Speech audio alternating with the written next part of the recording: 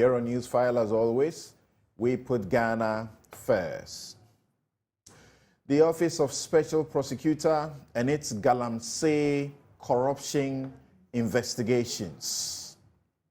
The NDC is demanding the arrest of Gabi Asare-Tredako and others who were named in the Professor Frimpong Boateng report, revealing the rot that happened during the period when they were trying to fight Galamsey.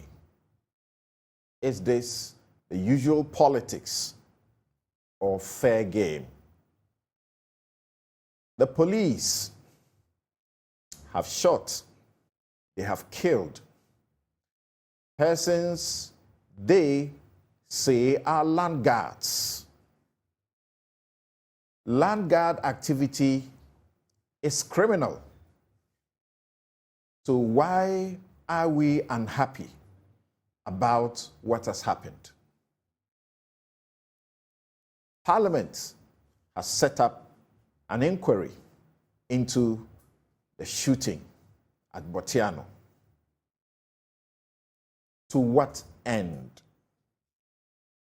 When will the police shoot crime instead of the suspects? How do they manage that delicate balance to protect us, at the same time not killing suspects, especially those they claim fire at them first? Today, we'll make time to interrogate the take-or-pay energy contracts that have brought a mounting debt situation, and it is feared to trigger doomsday. The majority in Parliament has been holding press conference to make their claims known that the NDC just messed us. And that's the reason the economy is suffering. Fact or fiction? I'm Samson, Lardy, Anyenini. We'll be right back to deal with the vexed matters.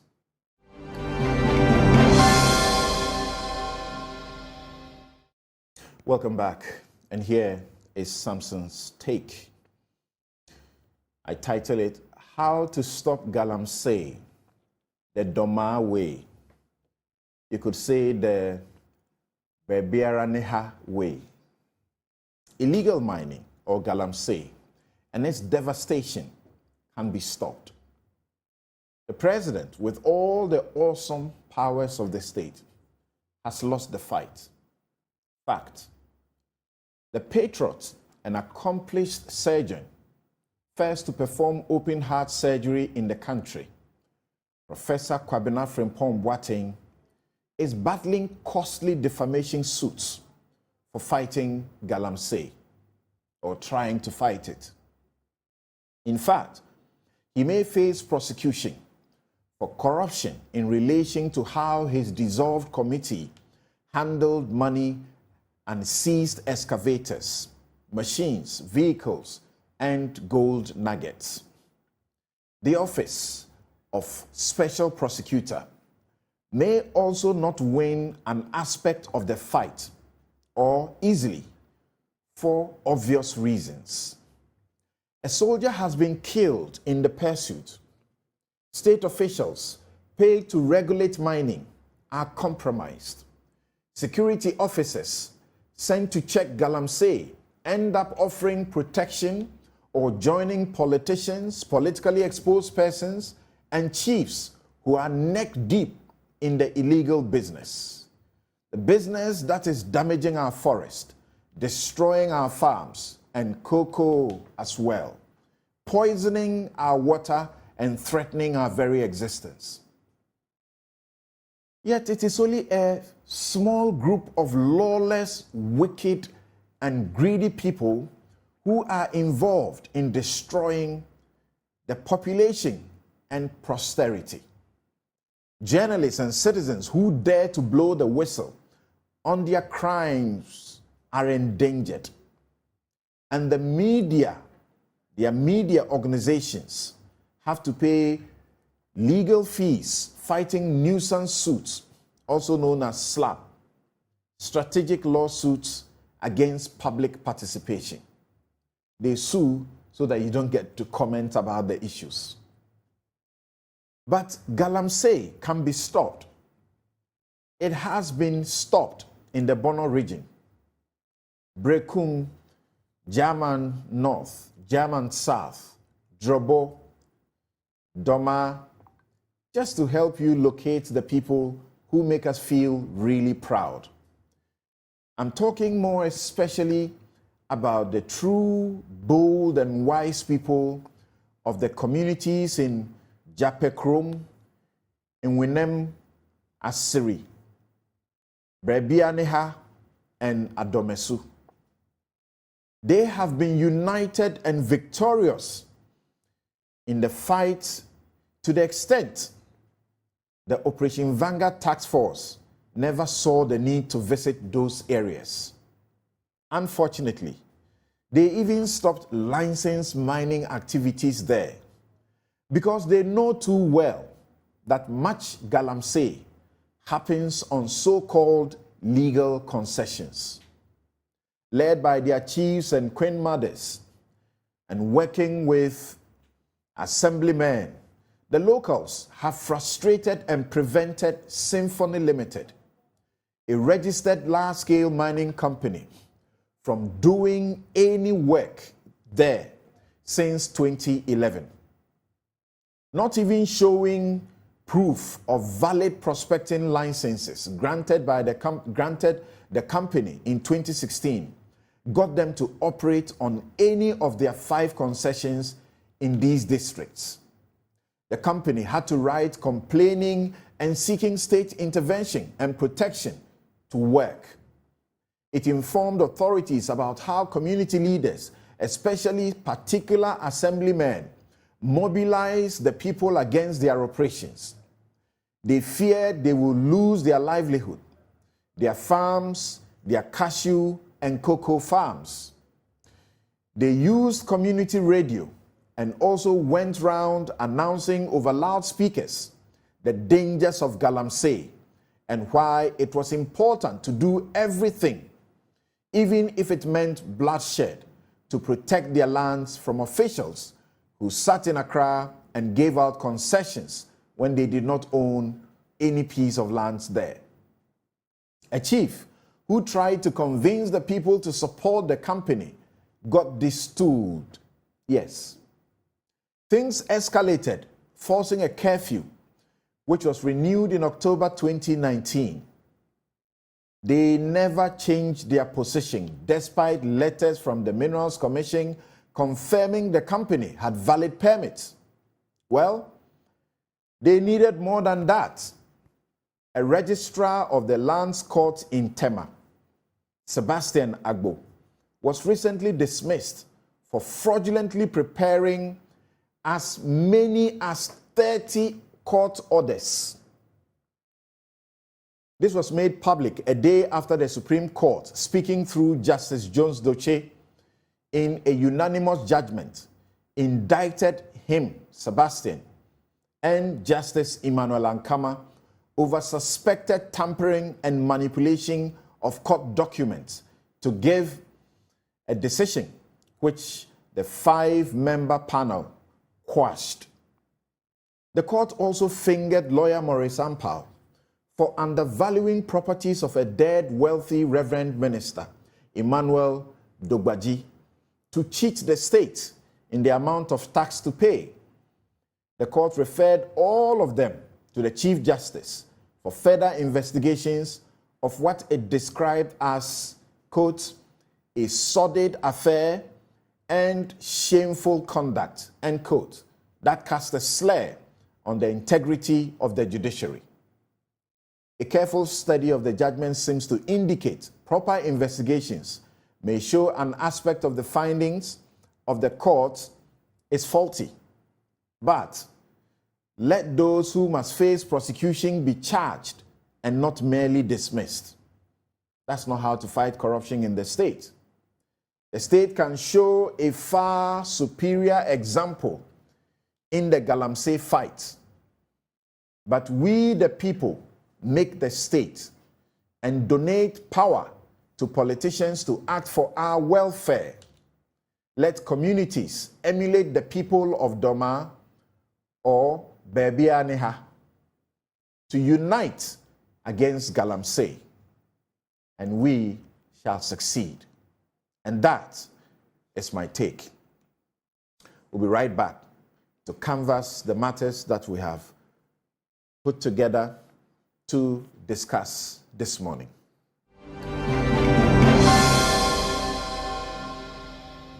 We believe that if government wants to demonstrate seriousness in the fight against Galamsey, it must go beyond the arrest of Professor Frimpong Boateng. It should go wider by ensuring the arrest of government and Jubilee appointees at the heart of government, which includes Mr. Gabi Ochiridako, the President's cousin, the Director of Operations, Mr. Lord Comey, including Honorable Joseph Albert Kwam, who have all been cited by the committee. It is our opinion that a public inquiry on the committee reports and damage to our forest reserves is necessary, especially with the now wider destruction of our lands and rivers by Galamsey operators. It is unthinkable that the state, including all its reserves, its lands, rivers, money, people, are left to an elected government to manage. And it turns out that the government itself is a key sponsor of the destruction and misuse of these resources. In addition to calling on the government to institute a public inquiry, we wish to also team up with the eco-conscious citizens of Ghana. Number one, we ask government to revoke the executive instrument EI 144, forest cessation forest reserves. The instrument is 2022. The EI in operation will remove 361.50 acres of forest from Achimota Forest Reserves, and that's the lungs of Accra. Right, so the speaker you just saw and heard, Dr. Rashid Pelpo, MP for Wa Central, Ranking Member, Lands and Forestry Committee of Parliament, and he's also the president of the African Parliamentarians Forum on Population and Development. He's right here in the studio. Good morning, and thank you very much for joining us. Thank you. Good morning. Great. Also joining us, Samuel Atachia, MP, Abuakwa South Constituency and Chairman, Mines and Energy Committee of Parliament. We'll also be joined by Bobby Banson.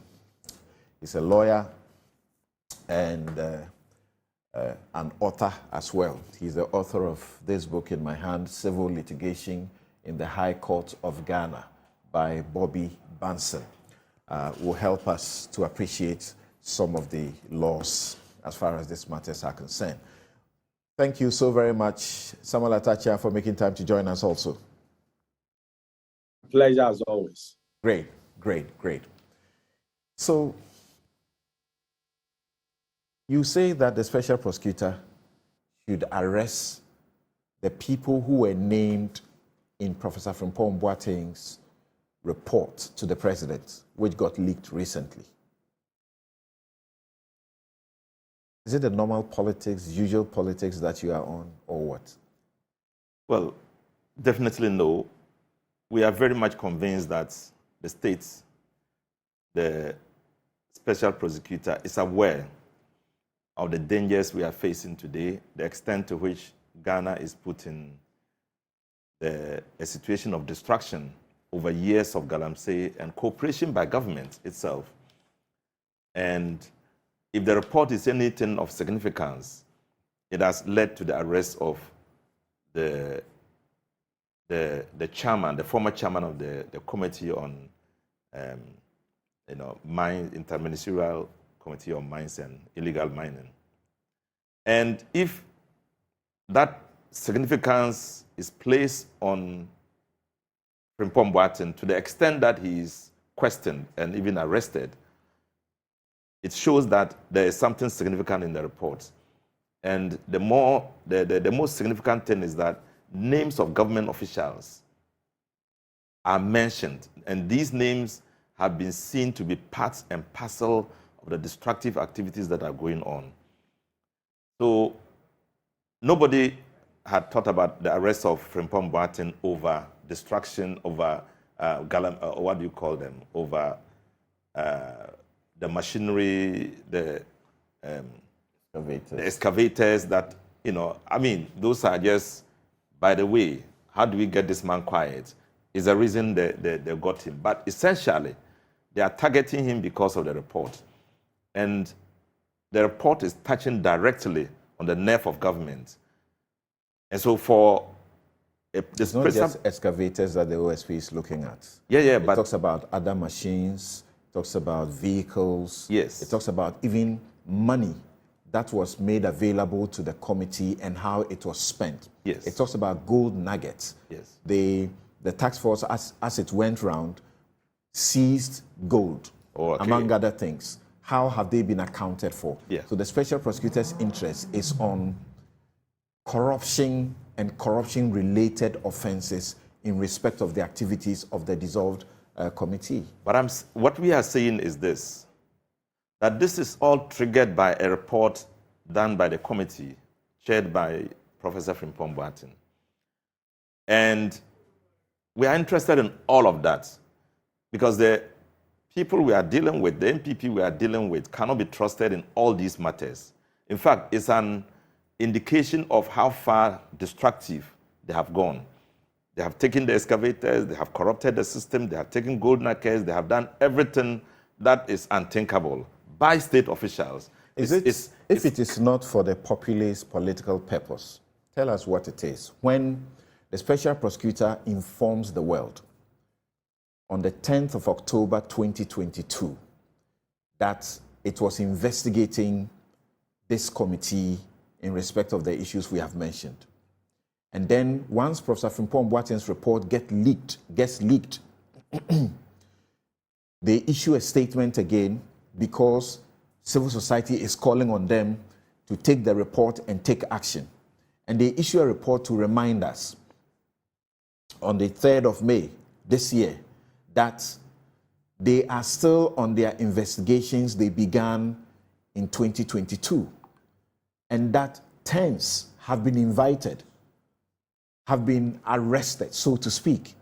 And as you know, there's one individual from the Jubilee House, formerly, who is fighting to be investigated, to prevent the SP from investigating him. Yes, yes. So if you are aware of all of these, and we are told that, but for Professor Frimpong Boateng situation getting leaked by whoever, we would not have known that they have been investigating many people.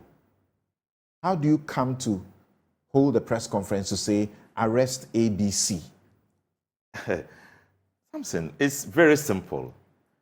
These you have elaborated are key and necessary actions that are taken.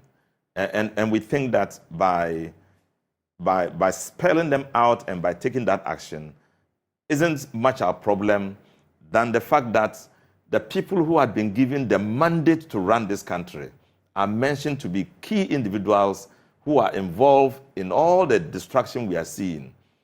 And we are very much interested in the state itself, the managers of the state itself. I mean, the managers of the states themselves to be accountable for what has happened or what is continuing to happen. And so we believe that by extending that arrest, we would have been confident that government is serious and is doing the right thing. And that's why we are asking for it. The special prosecutor tells you yes, that I have been investigating these people and that no single person connected to these activities will be spared. Yes. That they are investigating hundreds. Yes. And they have already spoken to or interrogated tens. Yes. All of them, no one has gone on self-recognizance bail, meaning they were arrested. No one went without a caution statement. So we are happy. Yeah, so why the press conference? The If you are aware of all of these. The press conference is 100% necessary. But we are not against the fact that the state, the investigations are going on. That's not our concern. I mean, we are not against it. We want more investigations to go on. We want more arrests to happen. We want further input into it by subjecting it to public investigation. That's what we are looking for. And so don't appear as if by that press conference we are against the arrest or the significant legal body that is doing what they are doing. We are happy that they are doing all that, but we are calling for further action, and that's very key to us. Arresting Frimpong Boateng alone is not satisfying us. We are back to that. Yes. You don't believe the special prosecutor when it tells you, the Office of Special Prosecutor, when it tells you that there are many people involved. Yes. Not only Professor Frimpong Boateng, yeah. but for Professor Frimpong Boateng's, interaction, encounter being leaked. Yeah. You would not have known that many people have been there. And of course, you know of one person from the Jubilee House also, who was also named, and who has been fighting the special prosecutor from arresting him. So what was the need for your press conference? The need is to create this kind of consciousness we are talking today. Create a situation where Ghanaians are aware that there's a rot happening, state involvement is there, the special prosecutor is working on it, but has not gone far enough. We are calling on him to go further than what he has done. How do you know that it has not gone far enough when you don't know the specific persons in the tents that have already been interrogated? The question is, why would he not let us know? And so we have to question it. I mean, you don't do these things as sacrosanct, as if it is a secret. We want everything to be clear. And if it is not clear, we call for it to be clear. It's necessary, and we will do more. We want to assure Ghanaians that nothing should be hidden from the ears and eyes of Ghanaians. You didn't say yes. that we know you are doing your work, but we want it to be public. And if you want a public process, like you said, that is not the special prosecutor's outfit. That's not what they do. They do this work, and they present a half-yearly report. Yeah. Until that time is up, you can't be demanding that they should make things public. And they say that we don't make these things public because we don't want to embarrass and prejudice things against the people who appear before us. I don't think that anybody put the Office of the Special Prosecutor on the table in the press conference we did. We only asked for the further arrest of other people who are key government officials, who are state appointees. In fact, we didn't even mention the special prosecutor in our press conference. We just talk about further arrests to be made, because if you have 100 people committing a certain crime, and there's one criminal amongst them who is supposed to supervise for the crime not to be committed, our key interest must be on the one who is supervising. And we all know the 3 people who are mentioned, who have been mentioned either because of what Armiyawe has brought out Mr. Bisu, or what the report has mentioned, and mentioned the names, 3 names of Mr. Gabi, Kwam, Honorable Kwam, and then Lord Komi. We want all of them to be brought to the table, to be questioned before the public. So it will serve as a deterrent for other government officials who we suspect are part of this and are not mentioned, to be aware that the public are watching. We want a public inquiry. We want a public inquiry. We want to make sure the whole public is looking at them. They are listening to what is happening.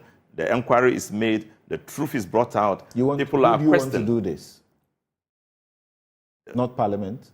Parliament will not be a key factor in this kind of public inquiry we are talking about. We are talking about a bipartisan public inquiry, which will be set up with key individuals who we know can investigate the matter, the letter, and who we trust will not circumvent the truth, and who we believe will bring out the essence of what we are looking for. All right. Yeah. Honorable Atachia, you heard, your colleague, and you have followed their press conference as well. What will be your reaction? Well, my very good friend, Dr. Pelpo, is struggling to justify the press conference. You see, I'm saying this for one simple reason, that Parliament cannot micromanage a special prosecutor. You cannot sit in the comfort of Parliament and begin to use press conference to stampede the special prosecutor as to how he should conduct his business.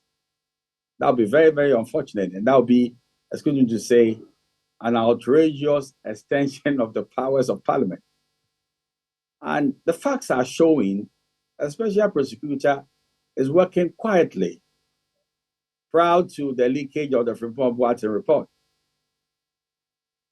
And the style of the special prosecutor and how he will do his work, half the time submarine work that he's doing, is not subject to a day-to-day parliamentary scrutiny. If not, then the special prosecutor will not be able to do his job at all.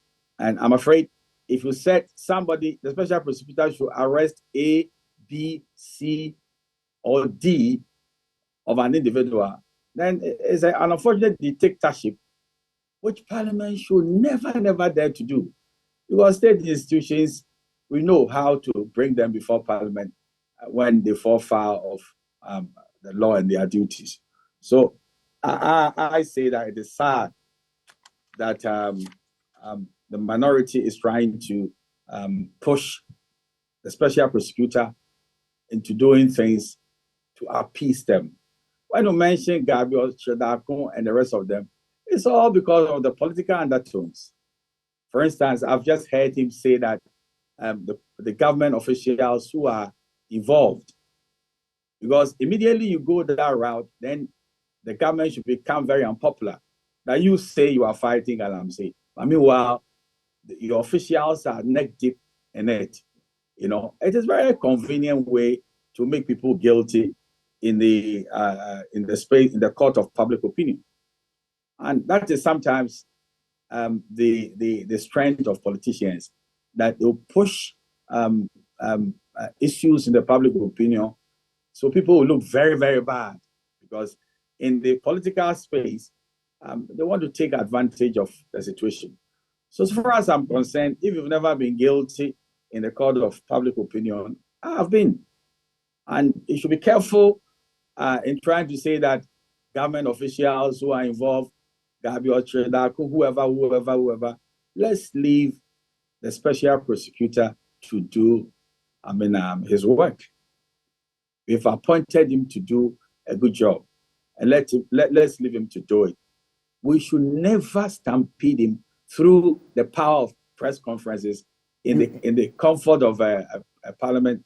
I mean, to achieve any result. It won't work. You have said repeatedly that government officials or politically exposed persons, I will add that, who are involved. I think what has to be said is those who have been named in the Professor Boateng's report, because some of them are challenging these in the court. They have publicly denied the report to the extent that it seeks to indict them. But the substantive question to you is, don't you feel that the gravity of the situation actually requires a public inquiry? Well, I think NDC will be strong to say that the appointer of the members of the public inquiry will be the self-same government. And that kind of ambivalence, with the greatest of respect, I can't accept. So right now, who will be the appointer of the members of the public inquiry? Is it going to be a C.A. Katia or Atachia? So, Council, sometimes I get a bit worried when we want to virtually give political credence to every situation. So now we have the special prosecutor working on the matter. Let's leave him to work. Some people have been named in the document. I'm tempted to come to a conclusion that last week, when I was listening to him, he says he's going to go full length, and nobody's above the law. Let's credit an institution with some credibility that they'll do their work. And if somebody is an MPP man and is neck deep in this matter, he owes it to his office to deal with him. And if an NDC man is also involved in it, he should do equal justice to the case. The special prosecutor is only looking at corruption and corruption-related, aspects of the Galamsey menace, including the report. The special prosecutor has been clear. But are you not concerned that the president belatedly referred the report to the police for investigations? And on the side of the police, we practically have not heard anything about what it is doing in that regard, because it is the police that can look into the processes, including the report in full. The special prosecutor will only deal with a small aspect of it, so to speak. Well, at the moment, we do not know the dossier before the police. And so far as the president has spoken about, I'm tempted to come to the conclusion that the IGP will be very sensitive to the promptings of the president. Again, we'll come back to the same point. Yes, I like the distinction you made. Corruption-related matters will be what is the remit of the special prosecutor. And then the police could go deeper outside that remit. But I'll crave your indulgence. This democracy has institutions undergirding them. We have democracy and we have institutions. So we should say that the IGP will respect what the president is saying and delve deep into it. But if we say that the IGP is quiet over the matter, let's wake him up with a press conference. Sometimes at least might be desired. For all you know, some things are going on that we don't know. And I've told you, and I want to repeat it, it will be very unfortunate that Parliament is micromanaging the dossier of the IGP. That could be very, very unfortunate. Or the OSP for that matter. Now, Dr. Purple, one of your members, Roxanne Nelson Dafiamako, took this matter to Shraj. So Shraj is also supposed to be seized with it. All of that is not sufficient for you. It's not sufficient at all.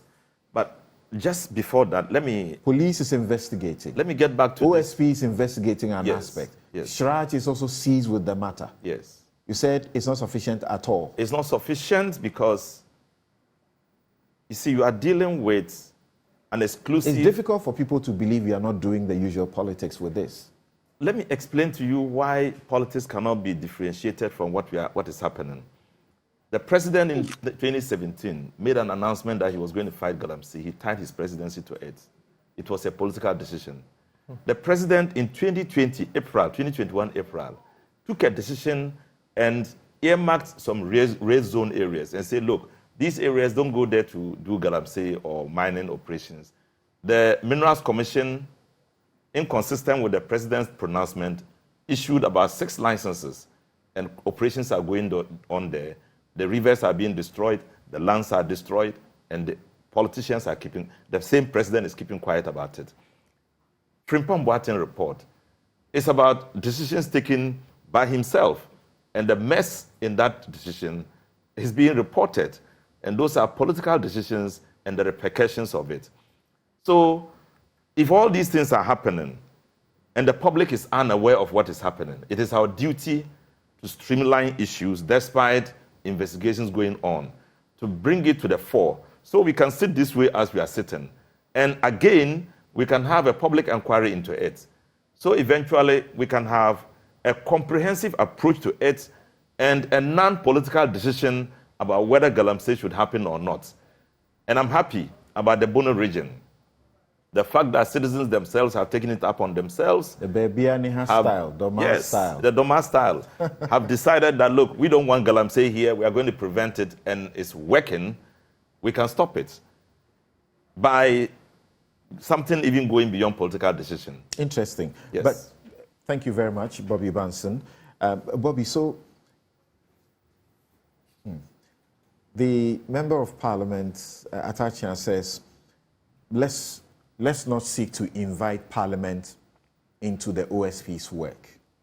By the OSP's Act, in Section 4, even though it begins by saying that the office is not subject to the direction and control of any person or authority, Section 4, subsection 3, says that this, subsection 2 shall not preclude Parliament in the public interest from requesting the office to investigate alleged or suspected cases of corruption or a corruption-related offense involving public officers, politically exposed persons, or persons in the private sector.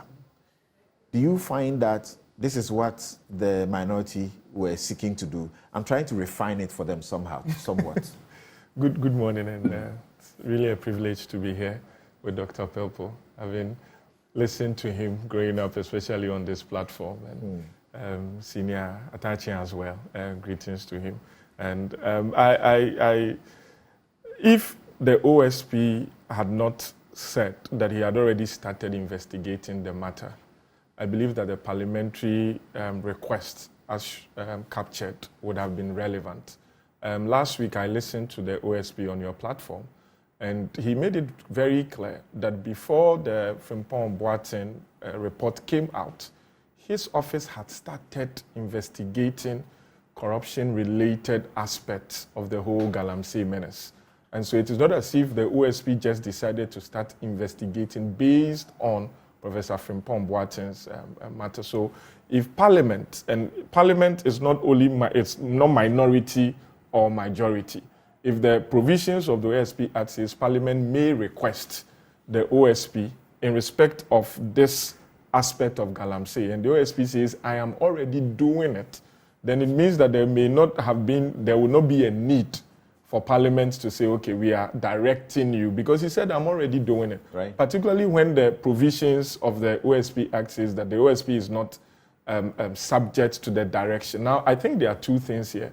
There's a difference between requesting the OSP to investigate and trying to teach the OSP how to investigate, who to investigate, how to arrest, and who to arrest. I think there are two different things, and I'm sure in the course of the discussion, they would come out clear, because I do not think that it was the intention of the lawmaker that any group of persons or person would be in a position to direct not only OSP, but even the security agencies on how to do their work.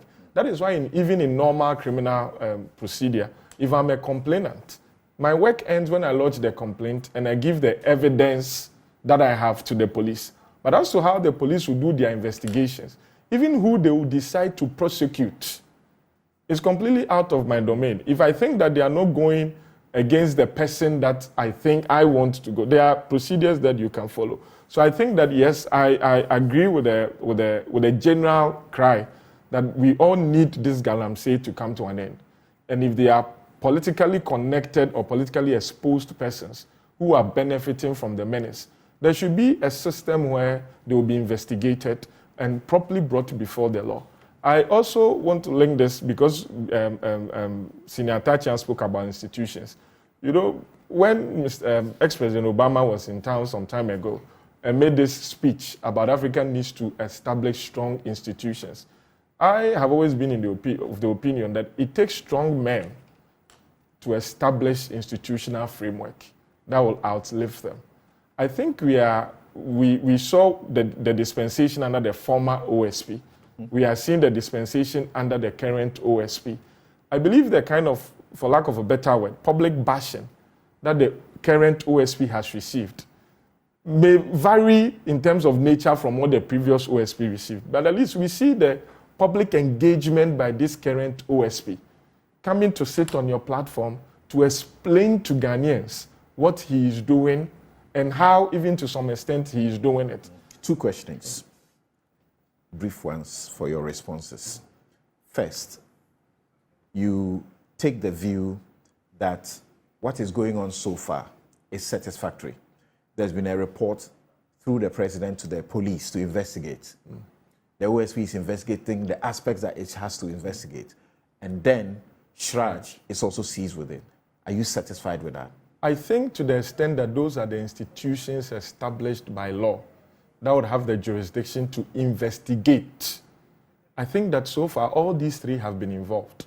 I don't have cause to think that they will not do their work until such a time where they've brought a report that is being covered by the powers that be, or there's evidence that the powers that be are refusing to cooperate. Then we would have a basis to say that they are being influenced to the detriment of the general populace. So the minority's request is needless.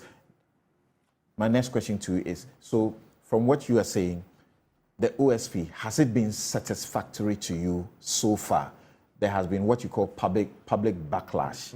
Are they informed, criticism of the OSP, or they are baseless from where you sit? As a lawyer, without prejudice to all the facts that the OSP has, I was aligned with the public sentiment until I listened to him extensively on your show. That is what I'm saying. I was very satisfied or happy that he decided to do a public engagement through your platform. The whole concept was as if he had just picked only Professor Frimpong Boateng and arrested him under Rambo style kind of thing. Then he comes out to say, no, he was invited like other persons that have also been invited, connected to this. I'm doing my work. Because per his act, he's required to publish a report of his work at certain times. Half yearly. Half yearly. And we are not there yet for him to say, this is the report of what I'm doing now. So I believe that we should wait for him to, he said, I started the process before the report came. Let's get to the half year and see the report you provide on this. Then I'll be better placed to say, okay, as a layman, maybe I think he didn't look at it this way, he didn't look at it that way. But until then, let's allow them to do their work. That is my position on it at this stage. The OSP is facing some difficulties, and one of the reasons we're happy to have you is that, you are good at your procedure and your law. So we want to help you, have you help explain. I'll come to you guys, but I need him to explain a few things. Now, the arrest that we continue to hear, that the Professor Frimpong Boateng was arrested. There was what people are concerned about, that the investigator touched his shoulder and told him that you are under arrest. What does that mean? In law, does it have any meaning at all? Was it important for the investigator to touch any part of his body? Well, I have not seen any provision in the Criminal Procedure Code, or Act, sorry, they've now been turned into Act, or even the provisions of the OSP Act that requires that you are touched before you feel you are under arrest. Or is that not a general practice? To have a valid arrest, there must be a touching of the body of the suspect. There must be a form of the suspect knowing that he's been restricted in terms of his movement at that particular point in time.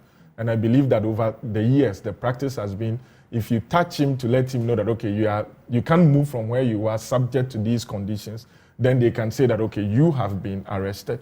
Now, I believe, because if it was to the contrary, it would have been said, that because per the OSP's position and per his law, when they are inviting you, or they are asking you, let me not use the word inviting, when they are asking you to report, if they intend to arrest you, the contents will suggest that you should do so, you should appear with them, to them with a lawyer of your choice. Because then you know that your statement will be taken. We know that in criminal procedure, there is the caution statement when they are investigating. And when they are investigating, they are finished, they have a prima facie dossier or docket, and they decide to go to the next level of arresting you, giving you bail, subject to further investigations. That procedure is also different. So I believe that when they requested his presence, and they must have told him to come with a lawyer. Yes, they did. They did. And I'm sure that the good professor went with a lawyer. That is so. And appreciated the discussions that went on there. I always say that the discussion that goes on sometimes in the public domain is as if the special prosecutor has conviction powers. It's as if once he says, I'm investigating you, it means that you've been convicted. But he has the power to investigate. He has the power to arrest and grant bail. So if he says that, okay, we are touching you to satisfy the legal requirements, which may be developed by practice, but I don't believe that an arrest cannot be effected without the touching of the body. I've actually heard some people suggest that the special prosecutor doesn't have the power to determine bail and say, I'm granting bail and so on. I'm telling you, it's on social media. People are saying, where does he have the power to determine bail or grant bail and say that the man is granted bail in the sum of 2 million and so on? So this is a clear abuse of his power. No, but the Special Prosecutor Act states clearly that he has all the powers of other security agencies. Police powers. Police powers. That's what it says specifically. Yes, police powers. And if the police can grant police inquiry bail. That's right. The law is very sacrosanct. They can do that. So if the Special Prosecutor, because you see, the reason for the grant of bail is to ensure your continuous cooperation with the officer or the security agent. So in this case, the Special Prosecutor. So if he says that we are granting you bail to the tune of 2 million cedis, and then we invite you and you do not come, and then they have the right to go to court to have the bail forfeited. It's just a security to ensure that you know that if you do not cooperate, especially with your attendance to their request, then there are consequences. So they have those powers. Section 28 of the Office of Special Prosecutor Act 2017 says that the officers to exercise powers of police, the special prosecutor and authorized officer shall exercise the powers of a police officer specified in the Criminal and Other Offences Act, Other Offences Procedure Act 1960, Act 30, or any other enactment. So, okay, so that is not in doubt then. Now, the issues that have come up, and you have heard people, very respected people like Professor Stephen Adair, say that Professor Frimpong Boateng should not be arrested. He doesn't understand why he's been arrested and so on. But now there's another aspect of an individual that the special prosecutor is seeking to investigate who is challenging him. And in the course of this week, we understood that there was a court process to stop the special prosecutor. Explain to us, by your understanding, what has happened and how that sort of clips the wings of the special prosecutor in this process. Well, from the, I had the opportunity to read the affidavit in support of the motioners party to secure that interim order to restrain the special prosecutor. What does that mean, motioners party? Okay, so the application filed by the lawyers of Mr. Charles Bishop asking the Human Rights Court to restrain the special prosecutor from effectively executing the arrest warrant that they obtained from the district court. So that was the application that was filed. And they didn't serve the special prosecutor to give him an opportunity to respond to it on the basis that their contention was that it was a very urgent situation and the special prosecutor has threatened to carry out the arrest. And so whenever if the court does not grant it for that 10-day period, the special prosecutor may go ahead and arrest, and then it will render the application. I ask that because, again, in the public, people who do not know are reading meanings into it, that there's a certain collaboration to frustrate the special prosecutor. Is this a normal procedure? Oh, it's allowed by law. I can get up and go to court against you without you being in the court and without you knowing on your blind side, go and get an order against you? Yes, it is allowed per the provisions of our Civil Procedure Act, particularly Order 25, that allows that in very special circumstances where the applicant or the person seeking that relief from the court would explain to the court that if you ask me to go and serve him, by the time I serve him, what I'm seeking to prevent may have already been done. And so grant me this order in the interim. That is why it is an interim order, only 10 days. 10 days? Only 10 days. Okay. That within that 10 days, I will now go and serve him for him to come and respond to the merits of the case. So more or less, restrain him for only 10 days so that I have enough time to go and serve him. Then he can come and respond. That is why the interim order lasts for only 10 days. Okay. So if an application, that same process, if you don't file it again, without serving the other side within that 10 days, then that order has no force or has no moment after the expiry of the 10 days. We understand they have gone against a warrant. From what the OSP is telling us, it doesn't appear that the OSP has actually gone to court for a warrant for him in this year. So what do you think is happening? That was one of my challenges or my queries, curiosity with the application. Because if you read the application that was filed by the lawyers for Mr. Bishu was based on an originating motion that they had also filed in the same court asking for certain reliefs. Now, the reliefs that they were seeking from the substantive relief in the originating motion for their human rights breach were in respect of a purported arrest warrant. And so, remember, previously, the lawyers for Mr. Bishu had issued a writ of summons challenging the OSP's right to even investigate Mr. Bishu. That is one action. Then after the so-called arrest warrant came into public domain, the same lawyers issued another new action by means of an originating motion under Order 67 of the CI court rules to say that that arrest warrant was obtained in breach of the fundamental human rights of Mr. Charles Bishu. So the court should eventually set aside that arrest warrant. It was when they filed this originating motion that they filed the application ex parte. Now, everything about the originating motion and the application ex parte is hinged on the so-called arrest warrant. And so one would have thought... They call it purported arrest warrant. Now, one would have thought, as is the practice, that if you seek to invoke the jurisdiction of a court to challenge a process, you must adduce evidence of the existence of that process before the court. Because something you and I know that judges do not make orders in a vacuum. So, for instance, I cannot go to court to say that Samson is threatening to slap me, and so he should be restrained, unless I have provided prima facie evidence of that attempted slap to the court. Otherwise, the court it will be an exercise in futility. Because one of what you mean, simply put, is that in this case, the court should have seen the actual... I think arrest warrant, yes. Because the grant or otherwise for an application for injunction, one of the grounds, is whether there is a real question of fact or law to be determined between the parties. So let's make progress. What happens from here?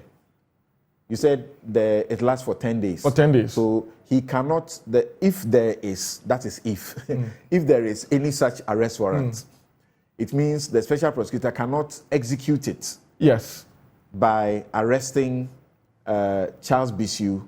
Based on that warrant. Within 10 days from that day. Based on that warrant. Explain that. What do you mean? You know, the application filed and the order from the court is restraining the special prosecutor from arresting Mr. Bishu based on that purported arrest warrant. The application and the order did not seek to restrain the OSP from arresting Mr. Charles Bishu. That is not why they went to court. No, if you read the affidavit and the reliefs they were seeking, they are not seeking, we hereby pray the court to restrain the OSP from arresting Mr. Charles Bishu. So that's why the OSP has issued a statement to say that it has power to arrest anybody without a warrant. That is so, because it's clearly within the scope of their mandate that they can arrest you without a warrant, just like the police. Are you saying the OSP can actually go ahead and arrest Charles Bishu? From the evidence of the affidavit and the wording of the order, in my humble opinion, the OSP can arrest Mr. Charles Bishu if he sees him today, as long as the OSP does not say, I am arresting you pursuant to that arrest warrant. A warrant. Yes. Which we do not know exists on, because it wasn't exhibited to the application filed by Mr. Bishu's lawyers. And the OSP has also not made it public that indeed we went for an arrest warrant. We have not seen it. So as long as the OSP says, I'm arresting Mr. Bishu, but I'm not arresting you based on that warrant, I don't think the OSP would have breached or would be in contempt of the orders of this court, of the court. Okay. Yeah. Well, they remain the orders, and until they have been set aside or vacated, it is lawful, and they must be complied with. In terms of the order. Interesting. Okay, so just seeking a little education for you, and I'm sure Bobby has helped us in that regard. Yes, there's another concern that the OSP issues wanted, that somebody is wanted, and they publish it. People are saying, this is alien. We are not used to that. What do you know? Well, like you read in section 28, the OSP has all the powers of the police service in discharge of its mandate. The OSP, in fact, has the power to request a party to be present or provide documents or any other assistance. If that party who has been demanded or requested by the OSP to appear or provide documents or cooperate in any form does not do it, that in itself is an offense. And that is a very unique part of the work or the mandate of the OSP. It may be that the OSP is getting into the public. Otherwise, if you go to EOCO's, their pages and things, they issue these even the police wanted notices. The police do that a lot. If you go to Central Police Station, you see notices. They have a notice board that if a complaint has been lodged, they are looking for somebody, the person has even jumped bail, they have a right to publish it, because you see, citizens have the right to also arrest persons. It's in the Criminal Procedure Code. Right. Every citizen, whether a security agent member or not, you have the right to arrest someone. So if you know that this person has been published as wanted, the OSP has told you we are looking for Mr. Kojo Mensah, and you see Mr. Kojo Mensah, as a citizen, you have the right under, I think, Section 8 of the Act 30, to arrest that person and take him to the office, either police or the OSP. And so it is not alien at all for the ASP to publish OSP to publish okay, notices. So the last thing I'll ask you about, then we move on to something else. I get a quick comment from my other guests and then we move on. It's being suggested, you've heard some criticism, that the OSP can be used by the government, particularly the Attorney General, who is a political person, because the OSP is not independent, and that the OSP prosecutes on the authority of the Attorney General. What does that mean? You know, when the Act was in a bill form, that was one of the criticisms that some of us had of it. Right. But I cannot say that in the operation of the OSP's office, both Mr. Amidu and the current one, I have any inclination that they may be doing the bidding of the, because they've only operated under the MPP government. Because Mr. Amidu, it was very clear that he said he was not happy with the corporation, so he left. Now this current OSP, he has gone against certain government appointees. Mr. Bisu we are talking about is a known MPP person. Now and this is where I think that I am a little bit happy with that provision. If the OSP completes a report and it says, the Attorney General says, do not prosecute, it will be published in his annual report. I expect it to be there. That I completed investigations. That will suggest that the OSP goes to the Attorney General to ask, should I prosecute or should I not? Yes. Is that what the law says? In the preamble to the law, it says that it is to prosecute these corruption and corruption-related offenses on the authority of the Attorney General. Yes. Is this not usual in all other acts for these people or offices that must prosecute? Is it not the same in IOCO? Is it not the same for entities that are prosecuting? When they decide that I want to prosecute Bobby, must the OSP take the docket to the Attorney General and say, should I prosecute or should I not? I do not think in practice and in operation that is how it works. However, the Attorney General, by this provision, can have a right to stop the prosecution. In the IOCO instance or the police instance, if the Attorney General's office writes a letter addressed to the police department and says that bring me this docket, it means you cannot take any step without it. And so the act was very also clear, like you said, on the authority of the attorney, because I think because of the wording of Article 88, that once the OSP will be prosecuting in the name of the Republic, And Article 88 says that it is only the Attorney General that can do that. It means any person that should do that should be riding on the authority of the Attorney General. So in Ghana, by our constitution in Article 88, specifically Article 88, is it 1? Yes. Article 88, 4. No criminal prosecution can go on unless in the name of the Attorney General. In the name of the Republic. Okay. But that power to prosecute has been vested in the Attorney General.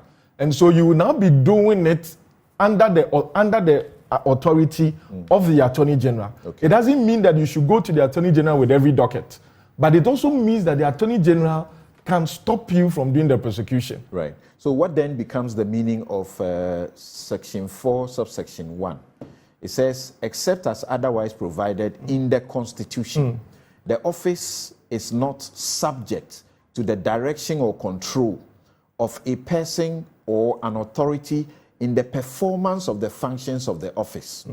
Then 2, subject to clause 4 of Article 88 of the Constitution, the office shall, for the purposes of this act, be authorized by the Attorney General to initiate and conduct the prosecution of corruption and corruption-related offenses. And finally, 3, subsection 2 shall not preclude Parliament in the public interest from requesting the office to investigate alleged or suspected cases of corruption and so on. And so the powers or the government, as we mentioned, there are 3 arms of government. All the powers in Ghana is exercised through these 3 arms of government. All right. And so if you say subject to any other provision in the Constitution, one would think we have the executive arm, the parliament, and the judiciary. Of course, the judiciary is not relevant to this discussion. I believe that the 4.1 may have been targeted directly to the executive. That you do not have the executive having the right, because the OSP is nominated for to direct or control. Yes, by the president. Can't do that. No.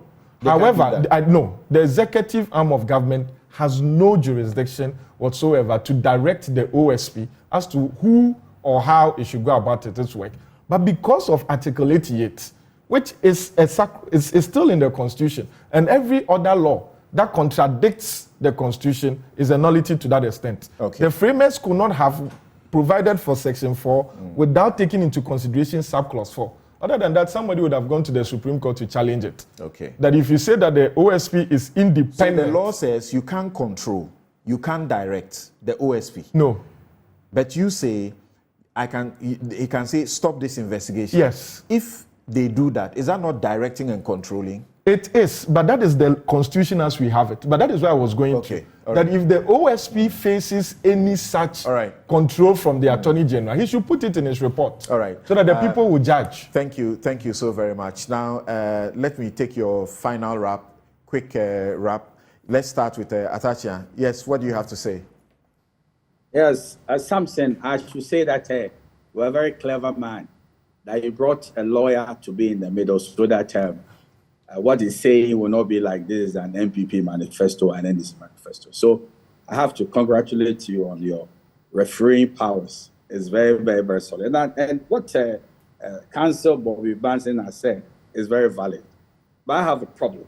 My problem is whatever the tactics are, whether you want to use a Maradona of a lawyer in trying to prevent arrest, in the court of public opinion, people begin to ask why what thing has gone there. What not about you? So what I see, and I say clearly, that if you pay regard to the same Constitution, Article 14, 1G, the Constitution provides every person shall be entitled to his personal liberty, and no person shall be deprived of his personal liberty, except in the following cases, in accordance with procedure permitted by law. That Jesus, upon reasonable suspicion of having committed or being about to commit a criminal offense under the laws of Ghana. So there's no immunity from arrest. So if you have a 10-day spite or whatever there is, I'm afraid you have to submit yourself to the special prosecutor. And then what is needful will be done. My only concern is that people might read meaning into what a lawyer is doing to prevent one person from arrest. Is he guilty? Why is he trying to use the powers of the court to prevent himself from being investigated? So I believe that no matter what it is, eventually there will be an arrest, if that is the pleasure of the special prosecutor. And we should be careful we don't give the wrong impression that, oh, somebody's above arrest. It will be against the Constitution. And then I really want to talk about this direction and control. It's a very, very, very interesting provision, because at the end of the day, as you have really read, the Constitution is clear that every criminal action shall be at the suit of the Attorney General. So therefore, you've posed a very interesting question. What does that mean? If at the end of the day, the OSP wants to go this direction, the Attorney General says, no, go this direction. I don't believe that is a case that you prosecute. That will be the end of the matter. And the way we place meaning on direction and control, probably this matter will have to go to the court for them to give us an interpretation. Because Samson, you are very, very deep in your saying that when you use this word control and direction, at the end of the day, are you not trying to checkmate the work of the OSP? And by the sheer fact that you do your half-yearly report, would it cure the mischief that a very strong Attorney General will say, look, this case is clear that somebody has a case to answer in court, but I will not give you the power to go and do what you are attempting to do. So I think there's a challenge with this matter, and probably one of these days will be tested in the Supreme Court. Okay. Thank you for your views there. Yes, Dr. Pepo. Yeah, thank you so much. Let me start by stating very clearly that Parliament or the minority will not be restrained by any investigations of any matter going on if we have a strong belief that by bringing it to the public notice and by making pronouncement of it, investigations will be swift, and the public will be interested in the finality of it, and that issues will not be swept under any carpet at all. So what Honorable Atachia has said by saying it's not necessary because the investigation was going on, supported by my good friend Bobby, well-informed man, we reject it.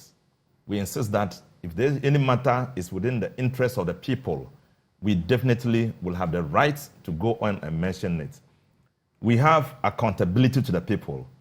That accountability goes beyond any other issues that fall outside the wish of the people. Yeah, I mean, we will not be restrained by the will of, to go outside the will of the people. Right. And again, because of our oversight role, whether matters are investigated or not, to perform that oversight role, we definitely will often mention these things, as a result of what we are doing, not because others are doing it, but because of what we should be doing. And so our requests touching on increasing the arrests of the people that had been, or of the person that had already been arrested, is to ensure that there is simultaneous investigation in everything that is happening. You remember that, or you know, that when government officials are involved in an issue and they are not tackled very quickly, by the time you realize they have an influence on on how matters finally come into being. So we often will say that, look, it's important that when we are doing this, it is to widen the scope, and it is to make sure people don't investigate, don't tamper with the investigation going on. All right. And the last thing is that if Mr. Charles Bisu knows that he's not guilty of anything, and he's invited severally, he's not going, why is he stopping anybody from arresting him? Why is he saying that the arrest warrant should be offset? We are a democracy. Yeah. And we are under rule of law, due process. Yes. Everybody have their rights to go to court and assert what they think is right. He's in court saying that he's been investigated on the same or similar matters by police and so on, and therefore the special prosecutor should not investigate him again. Let's leave the court to pronounce on that, whether he should be investigated or he should not. Okay, right. So for us, you know, going into this matter by the Office of the Special Prosecutor is something of interest to us, and we want to work along with the people to make sure these things are properly we're taking a break, but before we do that, just a quick few of your messages here. And I'm sure that you have been educated also by Bobby Banson in the issues of arrest, the mystery that is being put to being the man's shoulder being touched. In our law, it is called Act 30. It says that for police arrest to be a valid and proper arrest, actually there's a police arrest you can resist. I've used my take to teach you about that. If they don't follow the procedure, you can resist it.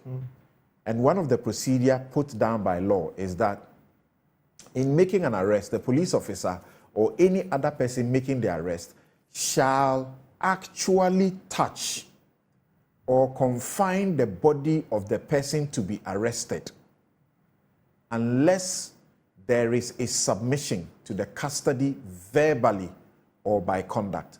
So this is law, and I'm sure you are being educated. A couple of your questions. Ibrahim Samani says the OSP's approach to corruption-related aspect of Galamsey menace will not take him anywhere because he can't turn those who sacrifice their lives to be whistleblowers to be his victims. It creates room for the real corrupt people to be shelved. Okay. Little Tete says education must guide us from careless beliefs to morally sound judgment. It must guide us towards logical clarity. More of this education from the OSP will be welcome, in my opinion. Maybe a TV program called Time with Special Prosecutor might enlighten us all. I invite you to the law show tomorrow here on this same platform at 2 p.m. We are engaging two senior lawyers, Lawyer Opokwe J and Musa Ahmed, to just explain the OSP's law to you. So please join us 2 p.m. on the law. Moshood Mohammed said, until we understand that all politicians are members of the same club, indeed, politicians won't stop Galamsey. They are playing a game. Edward Dugbaza says, we are waiting for the special prosecutor to invite Chairman Wontumi and tell him, quote, you are under arrest, end quote, as he did to Professor Frimpong Boateng. It appears Chairman Wontumi already went there himself and submitted himself in the first case. Wise Blaze says, per the article, it is abundantly clear that the bar stops with the Attorney General, and this ultimately will affect the work of the OSP. Derek, 45, says, the problem with this country is how we attach party colors to problems in this country, and the political credence people are giving to the Galamsey war is problematic. And then LGD, Holy, says, we often say, quote, if you fight corruption, corruption fights back, end quote. Can it be said that those fighting the work of the OSP are against the fight against corruption? An interesting question there. Musa Abatwa in Kumasi says, OSP is working, but until he is able to investigate big fishes mentioned in the Professor Frimpong Boateng report, I won't consider his work successful. Going after Charles Bissiou is peripheral.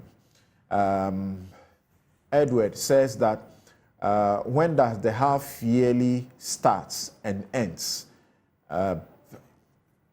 So it's a question. I have the law here. Let me just read. I don't know. I think it's a section 3.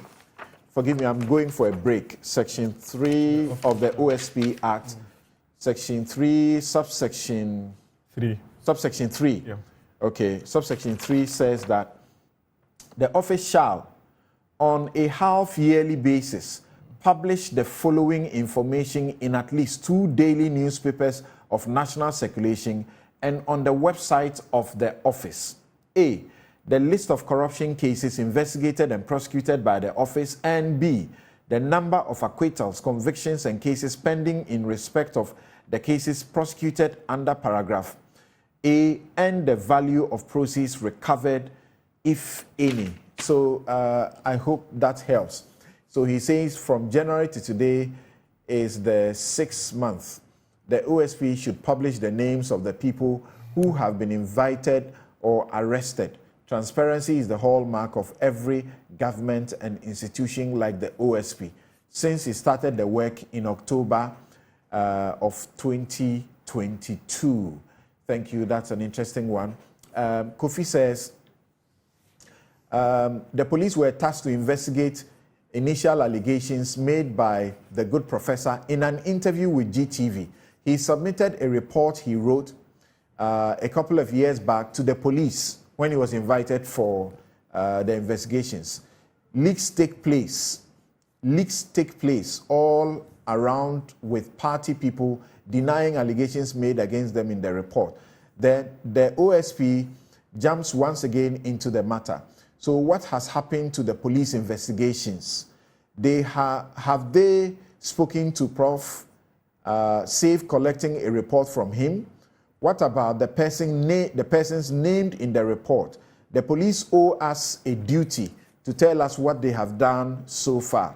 Thank you for those messages. I'm sorry we are unable to read anymore. We'll be right back.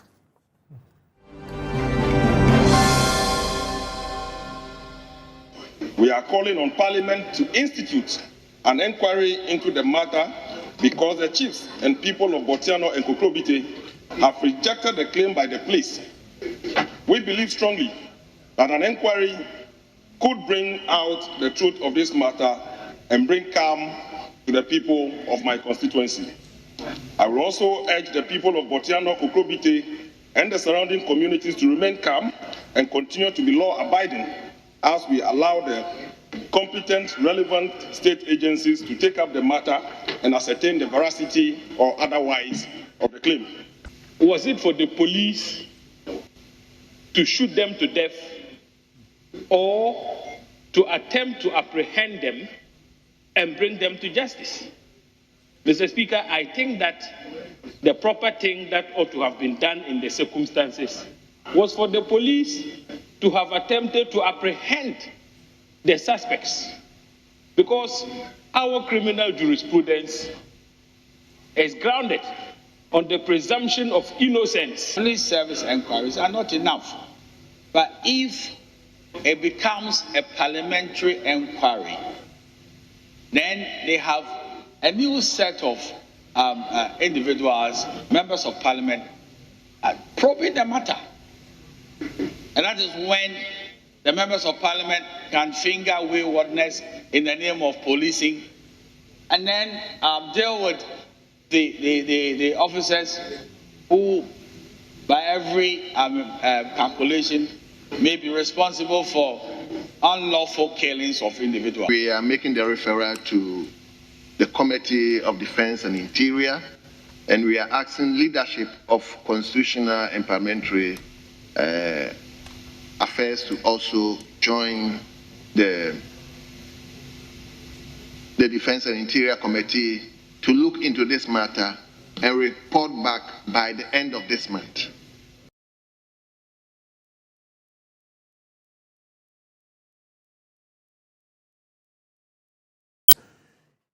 Right, so you just been listening to what took place in Parliament, and of course we know that the police issued a statement and about the shootout at the Botiano, and in the statement which dated the 10th of June, they said that the 5 were suspected land guards. The 5 people in this matter were suspected land guards who engaged the police in a shootout when the police visited the area.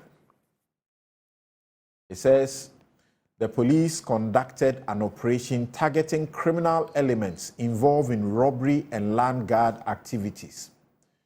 These individuals had been terrorizing residents and landowners in Botiano and nearby communities. They also explained to us that upon detecting the approaching police team, the suspects opened fire from their hideout, prompting the police to retaliate. And that as a result, 5 of the suspects were injured and later pronounced dead at the hospital, while the remaining suspects fled the scene and are still at large. According to the police, they had various weapons, including guns and ammunition, that they seized from them. They included 1 AK-47 assault rifle, 10 rounds of AK-47 ammunition, 1 pump-action gun with 9 rounds of BB cartridges, 2 pistols, and 10 rounds of 9 mm ammunition, and 1 unregistered Toyota Tacoma pickup, 4 motorbikes, 3 of which are unregistered, a knife, and pepper spray, the police reported. Now, it is the police against the chiefs in the area and the elders in the area and the MP for the area, Sylvester Tete, who have all been complaining that these people are known sand winners. They are not land guards, and they have been doing their lawful duty. Let's begin this discussion with Kwame Jan. Kwame Jan is a lawyer who, when it comes to looking at the questions of land matters and questions of land guards, foremost in this country. Thank you so very much for making time to join us, Kwame Jan. Thank you very much, my brother. Right. I warmly greet all your listeners. Right. As a practitioner, a teacher of the law, even the one behind, the making of some of our laws in this regard, we know that land guard activities are criminal by even the Land Act, which was passed recently, also the Vigilante Act or so. These are criminal activities. So why do you think that the MPs, the chiefs, and some members of the public are questioning the police in what they have done? Thank you very much. In this country, there are many cases where, because of political expediency, particularly MPs, because of vote and staying in office, particularly MPs and in some cases politicians generally, would not want to face the facts. I have been around the land sector in this country for the last 25 years, since I came back from my studies abroad.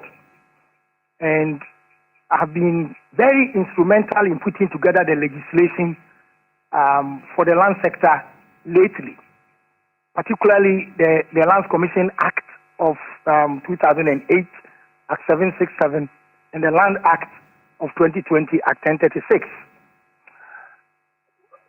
My brother, this thing called land guards, apart from the killings and the maimings and so on, land guards present a serious security issue wherever they are found.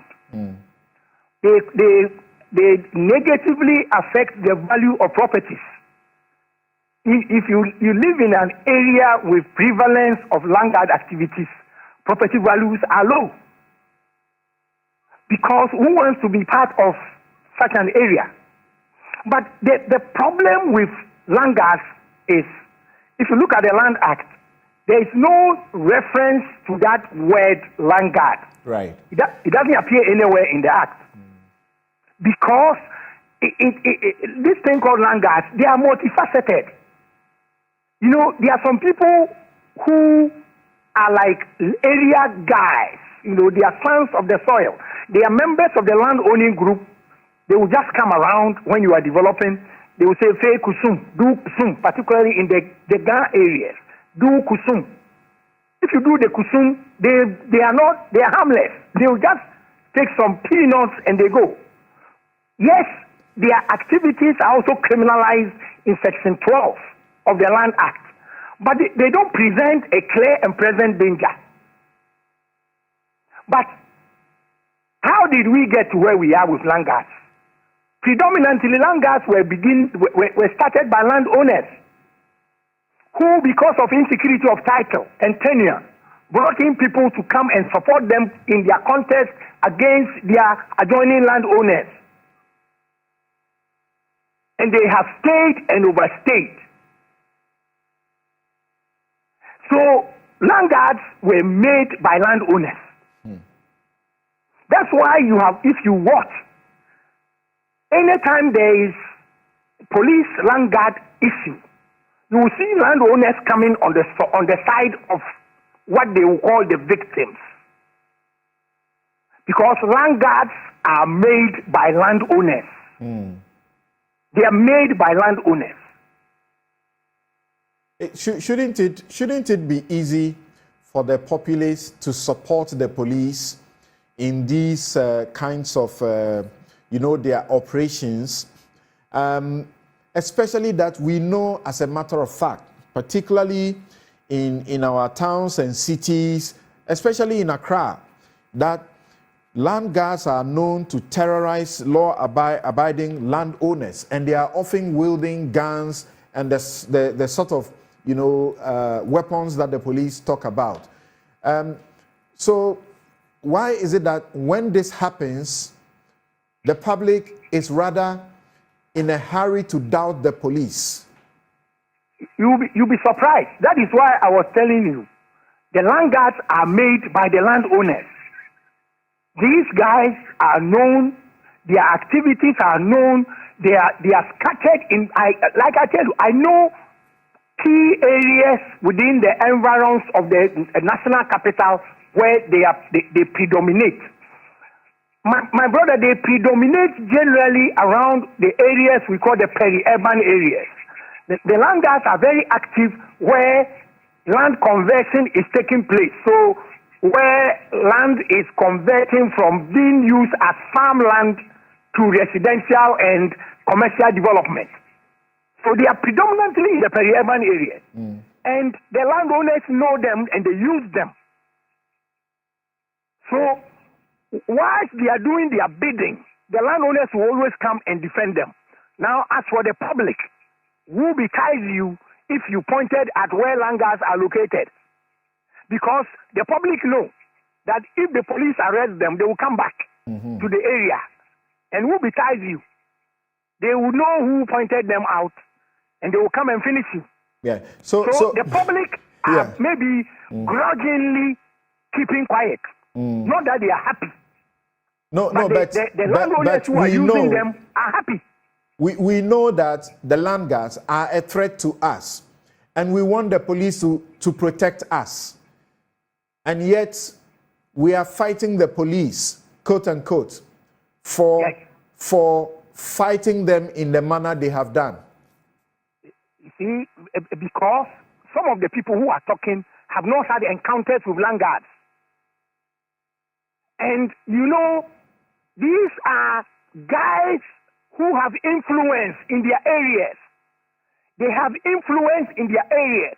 So when they are taken away by the police, you will certainly find some people in the hoods who would come in support of their system. They are not alien to the people. They live among them. Everybody in the area knows that this is what they do. And you know what else?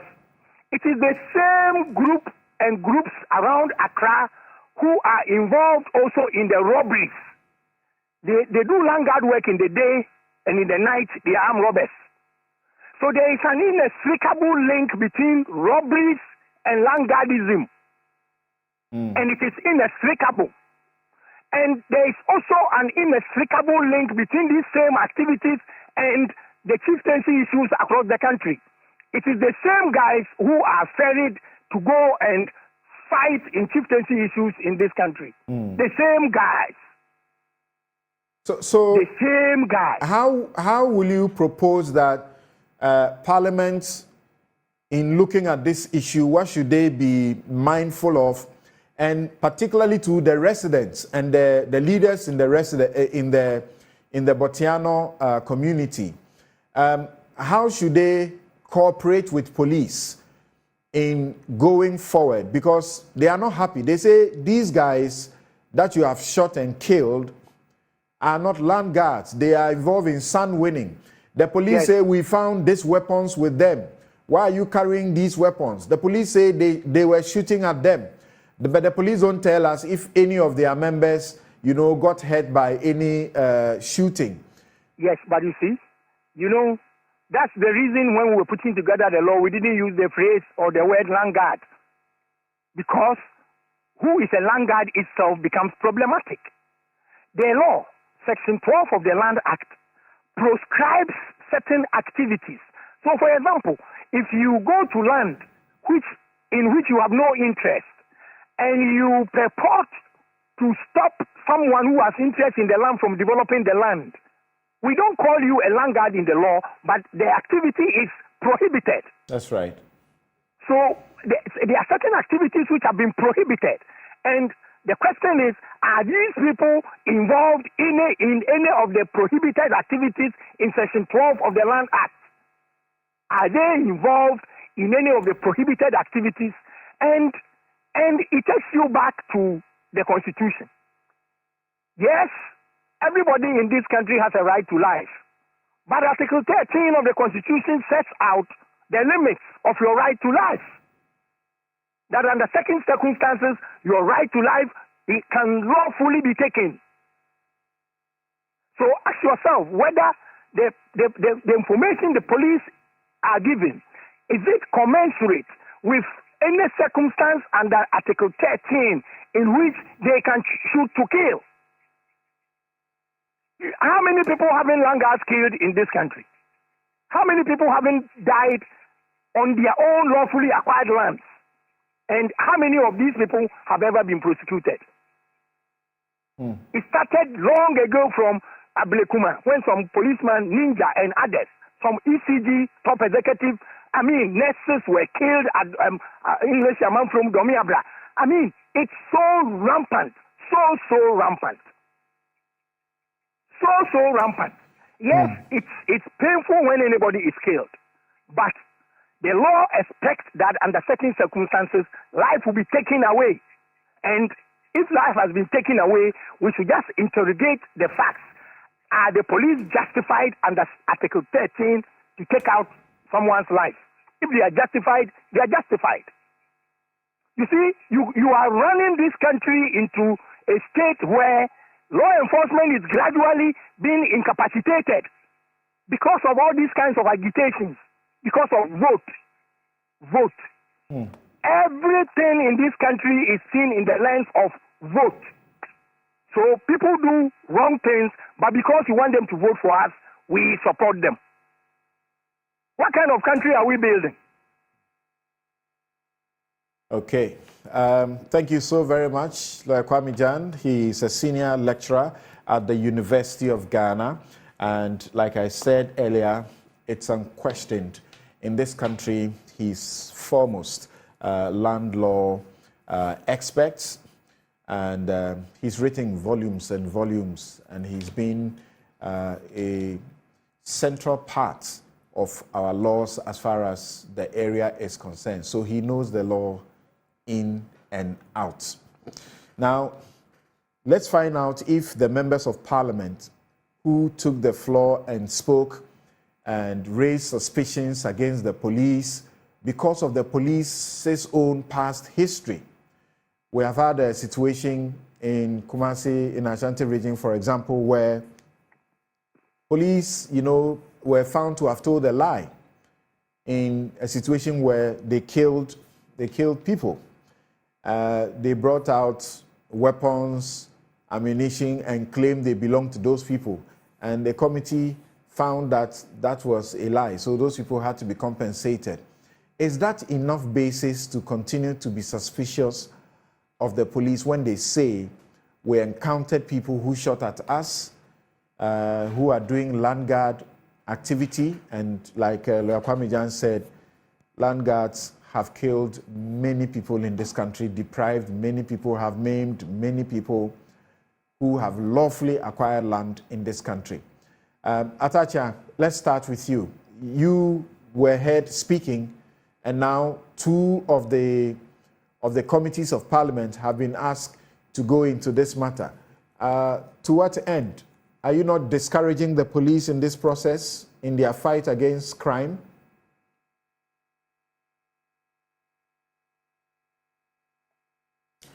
I have enormous respect for Lord Kwame Jan, and I do not support his opinion that because of votes, people want to bring to the fore the necessity to investigate a subject matter that human beings have died. So please, that drumming home this issue of votes, I'm telling you the truth. The NDC and the MPP have converged on a matter, which is to say that we've lost human beings. Let's pry into the matter. And we are saying so for the simple reason that we might not want to say that land guards are not dangerous and a menace to society. We are not saying so at all. And at the same token, we are not saying that we have our saints in the police service. We are not saying that at all, because every human institution is stamped with imperfections. And insofar as we cannot know in advance what are the content of this violence, that is what the inquiry is necessary. And I want to stress that. Today, the version you've read, their lives were in danger. We know that as a fact, that when your life is in danger, you are permitted by law to defend your life. It says so in Article 13 and it's right. And then you also pose a question that, was there any attempt to shoot back? If the police wanted, if their life were in danger because they shot at them, did they also shoot back? Was a policeman hurt and the rest of it? Trust me, we don't have video evidence of this escapade. That is why it is imperative that we have an inquiry in relation to this matter. Now, let me tell you something which is very important. There's what they call the police service inquiry. When I was practicing law seriously, I mean, I've been into some of these inquiries where the police themselves have sort of arraigned another policeman for his waywardness and the rest of it. It has come out as one of the ways to bring discipline to bear on the service of the police. But I'm of the humble view on hindsight that if we're not careful and the police are investigating themselves, then there could be issues of bias and issues that we should look good to the general public. And even the penal consequences of somebody's actions might not be as strong as it would have been if it were in the hands of other individuals. That is why the call that this matter should have independent investigations is very, very good. And we have also the situation of a history in which some of these police killings are becoming too many. Bear that in mind. Because now, if, as Lawyer Kwame Jan is trying to surmise, the Langas are in the community, they are known, they even find the activities in chieftaincy matters and do armed robbery. Does the police know this? What he's telling us? And therefore, there is another development of policing in which there is not this ambulance arrangements that should engage the attention. The police should be very powerful and have community informants, and also they do submarine investigations, and they will nip crime in the bud ab initio. Is that not the case here? Is that not the case here that they may have been following on intelligence, and then they swooped on these people at the time when they had all these weapons and allegedly shot back at them? And Kwame Jan asked the question again. Article 13 of the Constitution, particularly Clause 2, whilst the law says human life is inviolable and no one's life should be taken, it says that there can be justifiable reasons why human life could be taken, including for the defense of any person from violence, or for the defense of property, or in order to effect a lawful arrest, or to prevent the escape of a person lawfully detained, or in order to prevent the commission of a crime by that person. That it says that the police, there could be a lawful force that could be brought to bear, which is justifiable. I agree, but I'm telling you that when you talk about intelligence, is the intelligence in the ambulance chase and the theatrics, or the intelligence who even nip the crime ab initio. So when you have intelligence and the community is showing that these are the individuals and these are activities, then it doesn't start. You disarm people before, excuse me to say, they go on the crime undertaking. This is what I believe should be the specialty of police service. Because if they claim they have intelligence, but the intelligence is only used in the theatrics and the killing, then what is the sense of the intelligence? That's what my chief concern is. So if you have intelligence, now some crimes can never start. By the time people say that they've taken their cudgels and machines, and even where they are buying their bullets from and the rest of them, they've been arrested already. So we don't see these things going. But be that as it may, for my part, I am of the humble view that what the Parliament of Ghana is calling for is eminently sensible. We should go into this matter and let us come out with the findings. And then the general public will know. If we gather very serious findings that will aid the police in their future conduct, so be it. Great. But to say that, it is only the version of the police that should hold sway, I'm not in agreement. In fact, what you read to, the general public, the press release, I don't want to say that I want to run down the police, but there are a lot of loopholes in the press, release dated the 10th day of June, 2023. And let the measurement of the police should not be the police themselves. Let Parliament also look at this matter, and we're better off for it.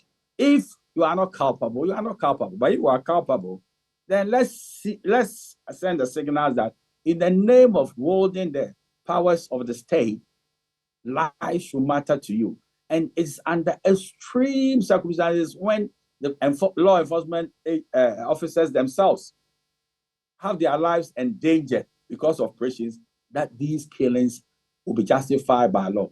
That is all that we are saying. Nobody is saying that, we try to weaken the powers of the police by what we are calling for. That would be very, very unfortunate. Land guard activities continue to, to happen, to be rife in the places that Lawyer Kwame refers us to, and we know them. Do you think the laws are not biting enough, even though the recent laws that have been passed, criminalizing clearly land guard activities, have taken the sanctions to such heights? People can suffer many, many years, 12+ years in jail for land guard activity. And yet, this thing goes on. It doesn't look like it's abating. Yes, because it's not the law per se that will contain behavior. We should know that sometimes the law functions post-behavior. That's when somebody has been arrested and we try and arraign the person before a court of competent jurisdiction for the person to be dealt with in accordance with law. But what is essential, Council, is that we can do a lot of policing and stop some issues happening before we come and complain that, we knew that some people are in the peri-urban areas and their vocation is land guard activities. But because when you speak like that, you're giving an impression as if you live with them, but you are impotent to deal with them. If you capture all these intelligence, summaries, it's like, we know where they are. They have blended with the society. They live there. They are involved with chieftaincy matters. They also do armed robberies. And these people, if you know this is their vocation, their criminal activity, why is it that you can't disarm them before they function?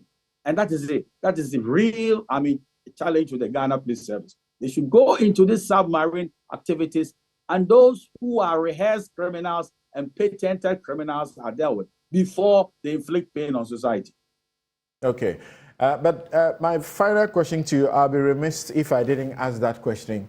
Are you as concerned over the matter of the Ashaiman military brutality, which was clear, unconstitutional, illegal conduct by the military against the poor people in that community, as much as you are with this particular one? I was extremely concerned, and I was on the floor of Parliament saying that you do not brutalize the innocent to find the guilty. It's on the side. I was scandalized that if some people have committed crime, should we punish an entire community in the hope that we'll find the criminals? It was a very outrageous situation we find ourselves. So we are not trying to sort of, do selective advocacy. It matters when Ghanaians are affected. We'd have sort of devalued our office as members of Parliament. In this case, you are doing more than advocacy. You are going to investigate. Sure, we should push it to that length, because we don't find Parliament going that full throttle. Yeah, so that's the question. Are you investigating the arrest of over 180 in Ashaiman and how they were brutalized, clearly abused? I cannot say on top of my head the final conclusion of the House when we finish the debate. But it does not even stop us right now, by your own prompting, that we should hold the military to a committee of Parliament and let them explain away why they were beating the innocent in the hope of finding the criminal. It doesn't stop us anything. And I am not worried at all when we are jolted into action.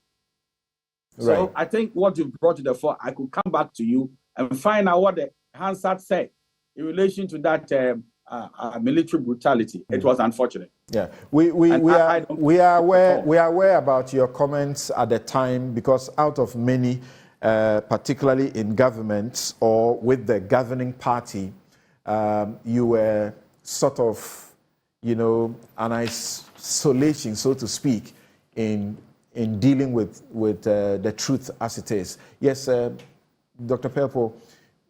Thank you so much.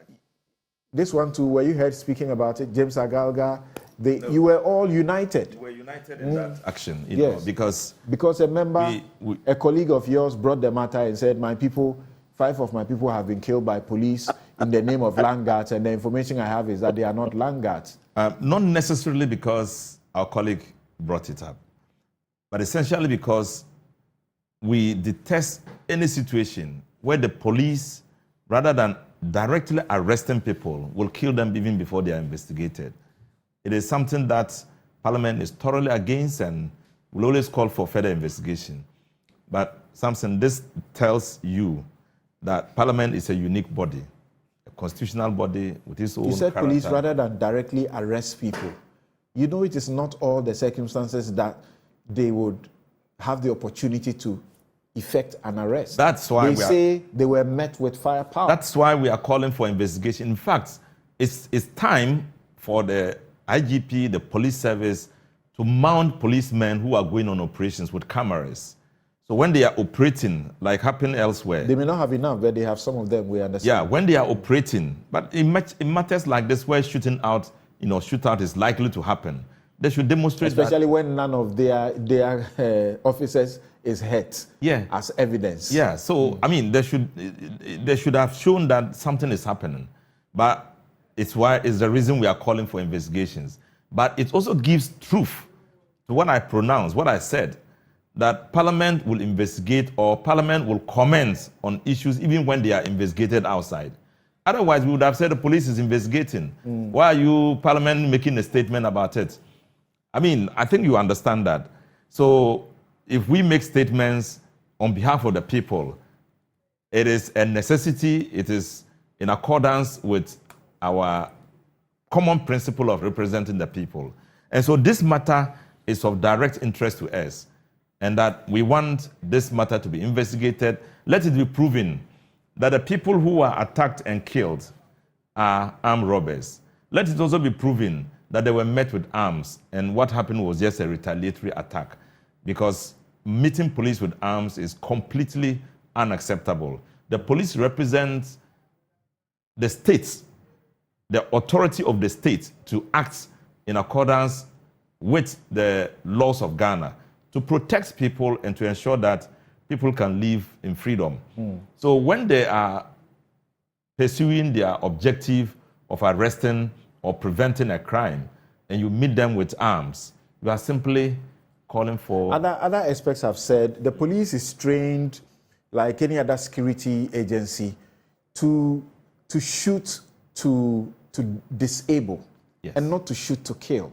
Definitely. And in this case, all 5 gone. And that's very, very, very unfortunate. In fact, it's unacceptable.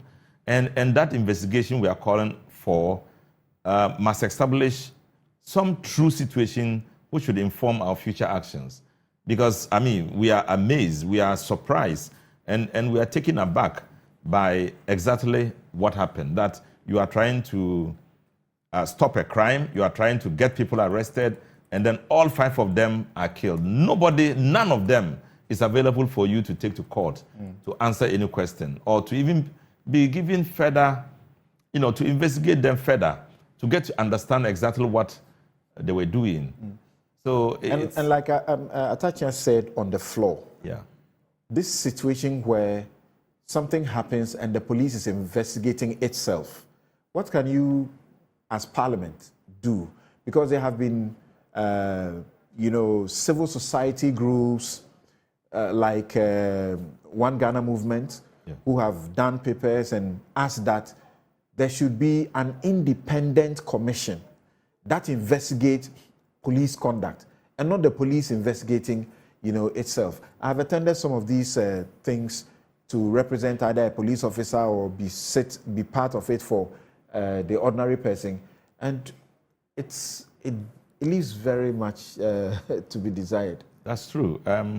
It still leaves a big gap between the police and what we believe in them. Our belief in the police, what they achieve in investigations, and the actuality of it, there's still a big gap. And so that tells you that they need to convince the public more that in times like this, they can be independent, they can provide independent views about issues and bring them out to the fore, so we understand them to be reflecting the real situation. Okay. So, what can you do? In truth, what? Because we keep complaining that it's not a fair process. Yes. So until they can be objective, I have some confidence, a lot of confidence in the present police, IGP. I think that he should put in place a certain system that can convince the public that when they investigate, it is the truth. Because I have also had situations where people are arrested, you go to find out what their arrest is, they have said things that people deny that it is true. And the police must be objective in what they do. And so the call for it is necessary. In fact, it's also worrying that the Commonwealth Human Rights Initiative, an NGO, which has been following reports of police misconduct, that the police have issued a statement and said we are investigating. They filed an RTI request seeking to know, and they listed a number of these occurrences where the police had told the whole world that we are investigating, and asked the police, give us updates. What happened in this investigation? What happened in that investigation? The police denied them in the information, just didn't give them the information. And they are still trying to pursue that. Let's see how all of that goes. But we'll take our final comment from Lawyer Kwame Jan. Having heard from the 2 MPs, what will be your final comment, particularly on how the police and the community, may be able to work together going forward, because you also need police protection? Thank you very much. I know the 2 honorable members very well, and Father Atachian is my countryman. And the honorable, I know him because of WA. I know him very well. We are very respected members of Parliament. You see, generally, there is a lot of mistrust of public institutions across the country. Parliament has the oversight responsibility over all these matters because they are the representatives of the people. But there is also public mistrust about Parliament, like the other institutions of state. So, as a nation, it is about time we do those things to bring public trust and public confidence in our institutions. I mean, all the institutions, where I work at the University of Ghana, everywhere there is mistrust. And it is incumbent on all of us to do those things to engender public trust and confidence in state institutions. This will lead to a mitigation of we don't trust the police, we don't trust Parliament, we need to do things to reduce this perception if it is a perception. If it is real, we still have to do something about it. All right. Thank you very much. And before we take a break and return for our next and final subject to discuss, and this time it is a press conference by the majority led by Atachia and not by the minority led by Dr. Rashid Pelpo. Pa Kofi letter says, so surprised at the position of the MP. Let them do a survey, and I can bet that the majority of the people around the area of the incident are happy with the action of the police. These guards are known people in the area but are always released when arrested. I have a bad experience. Sadiq Abubakar says the politicians know the truth but are always quick to dance around the truth. Almost all the sand winners are the same land guards. Thomas Asako, I'm surprised at the comments made by the senior lecturer. We can't take the word of the police as the gospel truth. The Asawasi incident is still fresh in our minds. Nanai Kuai Jewa says, these land guards are problematic at Gbawe area. They are very dangerous. But the sad thing is that they are protected by the chiefs and police at Gbawe. Latif Idris did a full story on how police were actually neck deep involved in this kind of thing. Don't dreams. You won't understand until you come into contact with these land guards. It is a fierce and dangerous situation if you come into contact with them.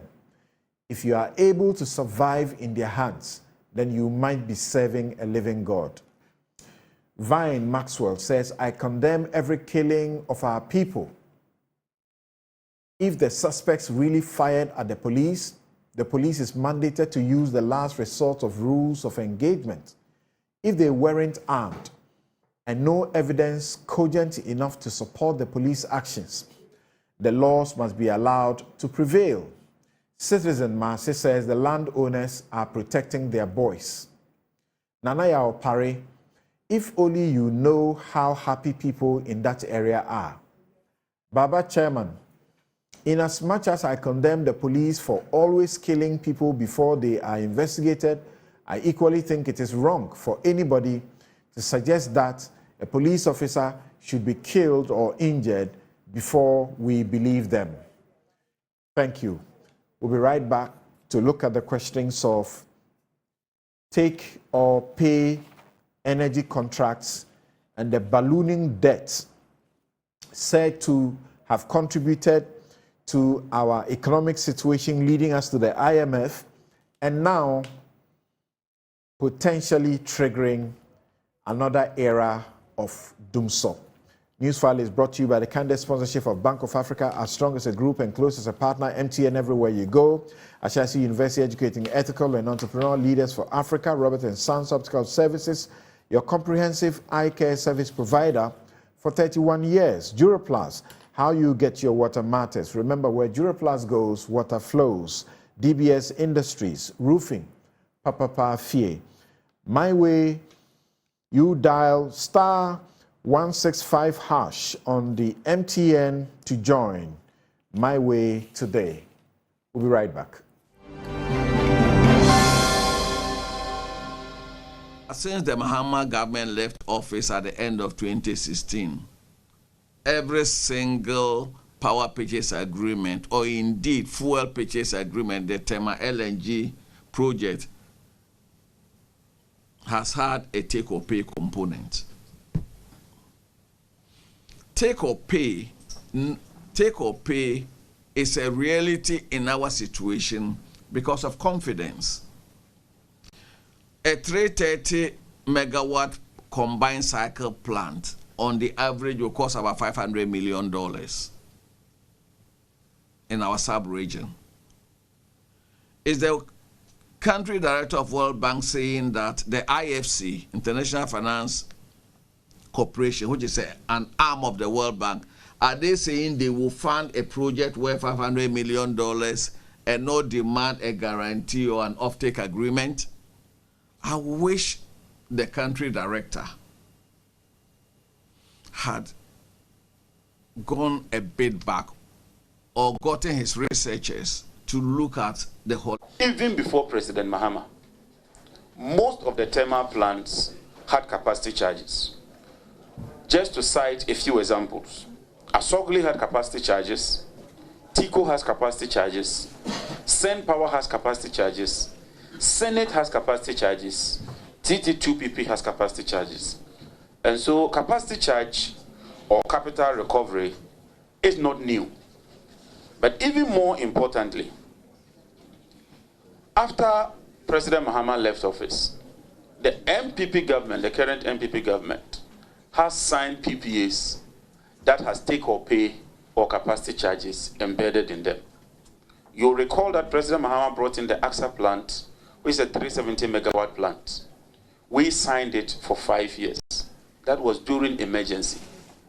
Immediately the contract expired around June, July. 2 months after, this current MPP administration signed a new contract for the same plant, extending the years from 5 years to 15 good years.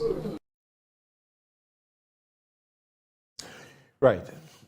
So you have been listening to the Atachia, you've been listening to John Jinapor and Kwabena Donko speaking on this subject, which has been giving a lot of prominence because the chairperson for the Mines and Energy Committee of Parliament, Samuel Atachia, did a press conference, led a press conference, and accused the former president or his administration, John Mahama's administration, of causing financial loss to the state, according to what the media has reported.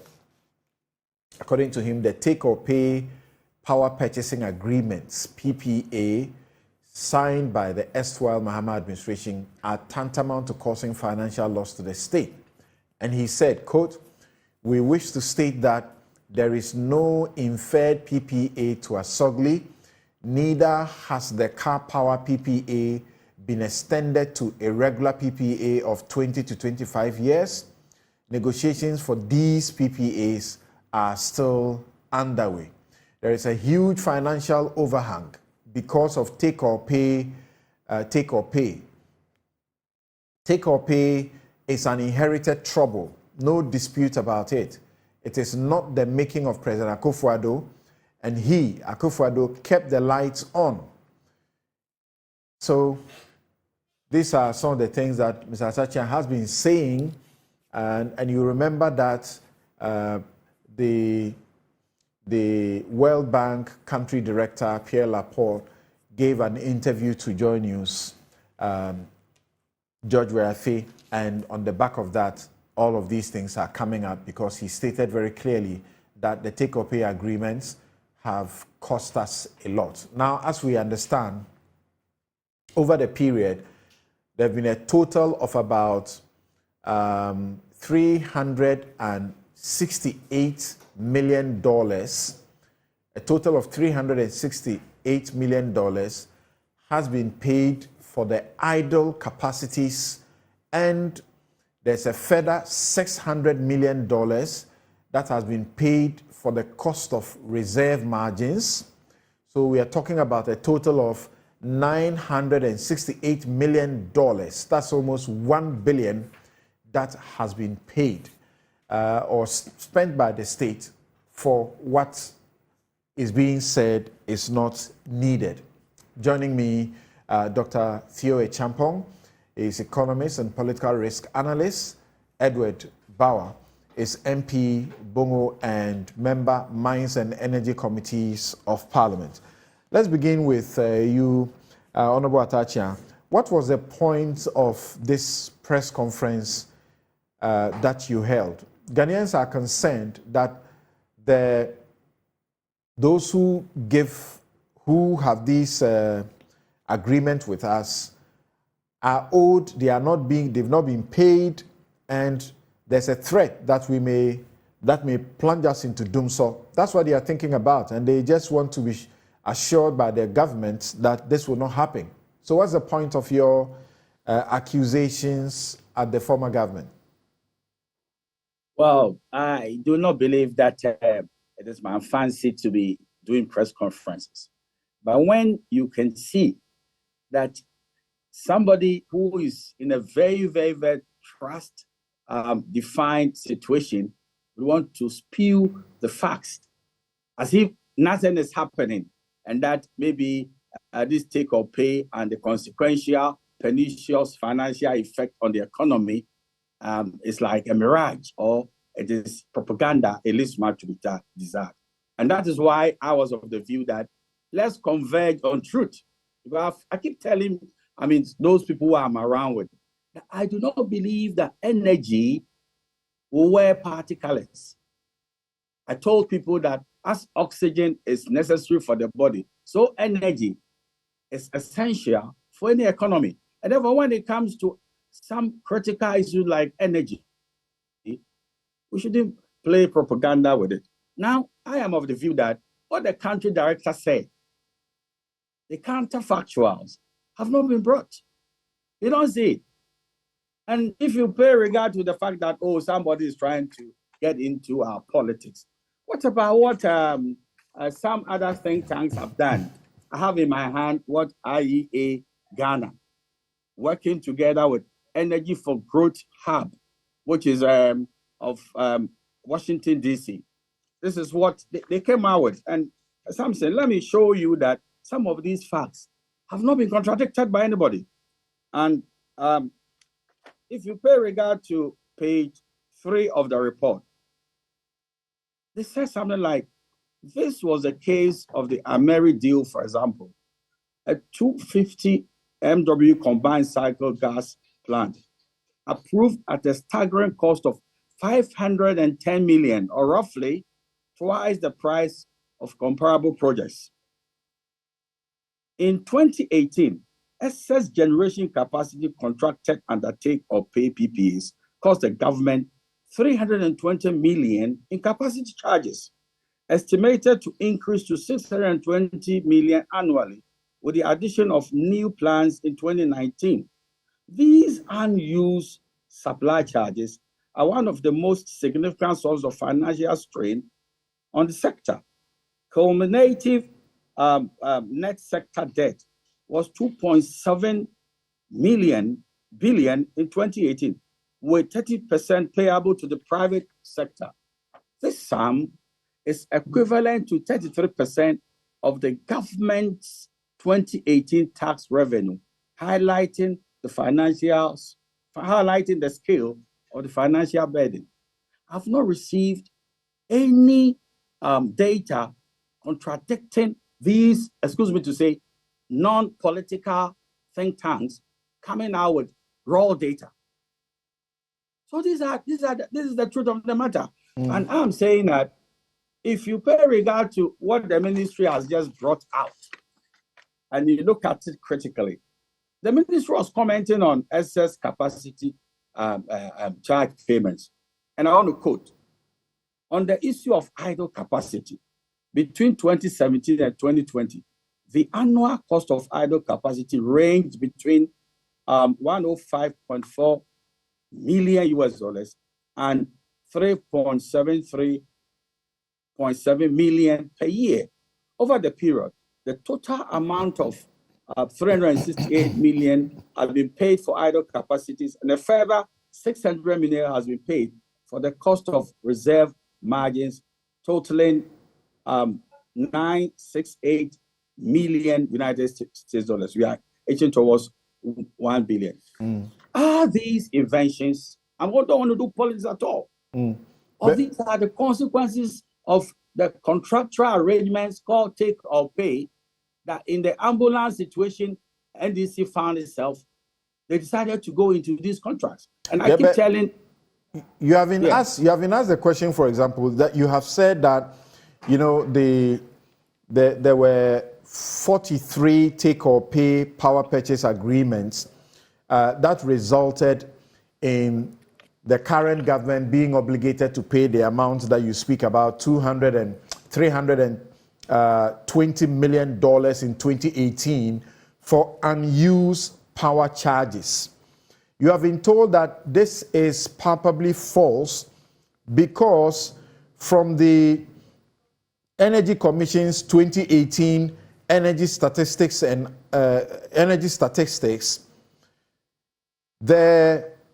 there were only 13 thermal plants that operated in 2018, with only 3 signed under President Mahama. So not 43 plants. Yes, Samson, I think the video is there. I was just telling you that I was quoting from the IEA Ghana and then the Energy for Growth Hub document. And this is what they said, and I was even quoting it. I was not surmising. During the 2011-2016 power crisis, ECG committed to 43 PPAs, while the Ministry of Energy signed 3 additional PPAs with EPPs. So that's what I said. And then it went on to say that when MPP assumed power, they terminated, or they terminated 11 of them. That's what I said. I never said at the relevant time the PPAs were 43, and that is why we had excess capacity. Yeah. So the main question now is, what is the point of your press statements or your press, commentary? What is the point? People need assurance that they will not be doomed, so we will not get there. In any case, this government has been in charge of affairs for upwards of how many years? 6 years or more. So what's the complaint about? The complaint is that we should sanitize the energy environment. So therefore, if the World Bank director is trying to explain some of the crises we are going through, nobody should say that this is propaganda and that he's descending into the arena of conflict. He should mind his own business. These are facts. So the purpose of my press conference was to set the record straight. That look, if anybody said we have not suffered financial losses or we've not spent colossal sums of money as a result of capacity charges, which were the inherited troubles of Akufo-Addo, then he's living in cuckoo's land. He's living in oblivion. And that is why I'm saying that I am not here to make Akufo-Addo look good. But the fact of the matter is that capacity charges has really, really, really brought about financial crisis to this government. All right. There's no dispute about it. So hold on briefly for me. Edward Bauer, what's your reaction to these statements? Of course, the revelations making Ghanaians really, wonder what it is that you were doing during your regime, that you could saddle the country with so much, debt. And in this case, we are talking about power that we don't need, unused capacities. Yeah, thank you very much, Samson. And then good morning to my senior and my chairman, Honorable Atachia. I will start my discussion by first indicating, because you see that his premise for the statements he's made is based on documents that he referred to. One of them being authored by IEA. Indeed, if you go, I have had the opportunity of reading that 10-page document that was authored by Ishmael Aka, who's now the PURC executive director, and then one Todd Moses. Go back and look at the sources from which they quoted those figures. All those sources, go back and just look at the footnotes. You realize that the footnotes, the source is coming from newspapers and pronouncements by political operators.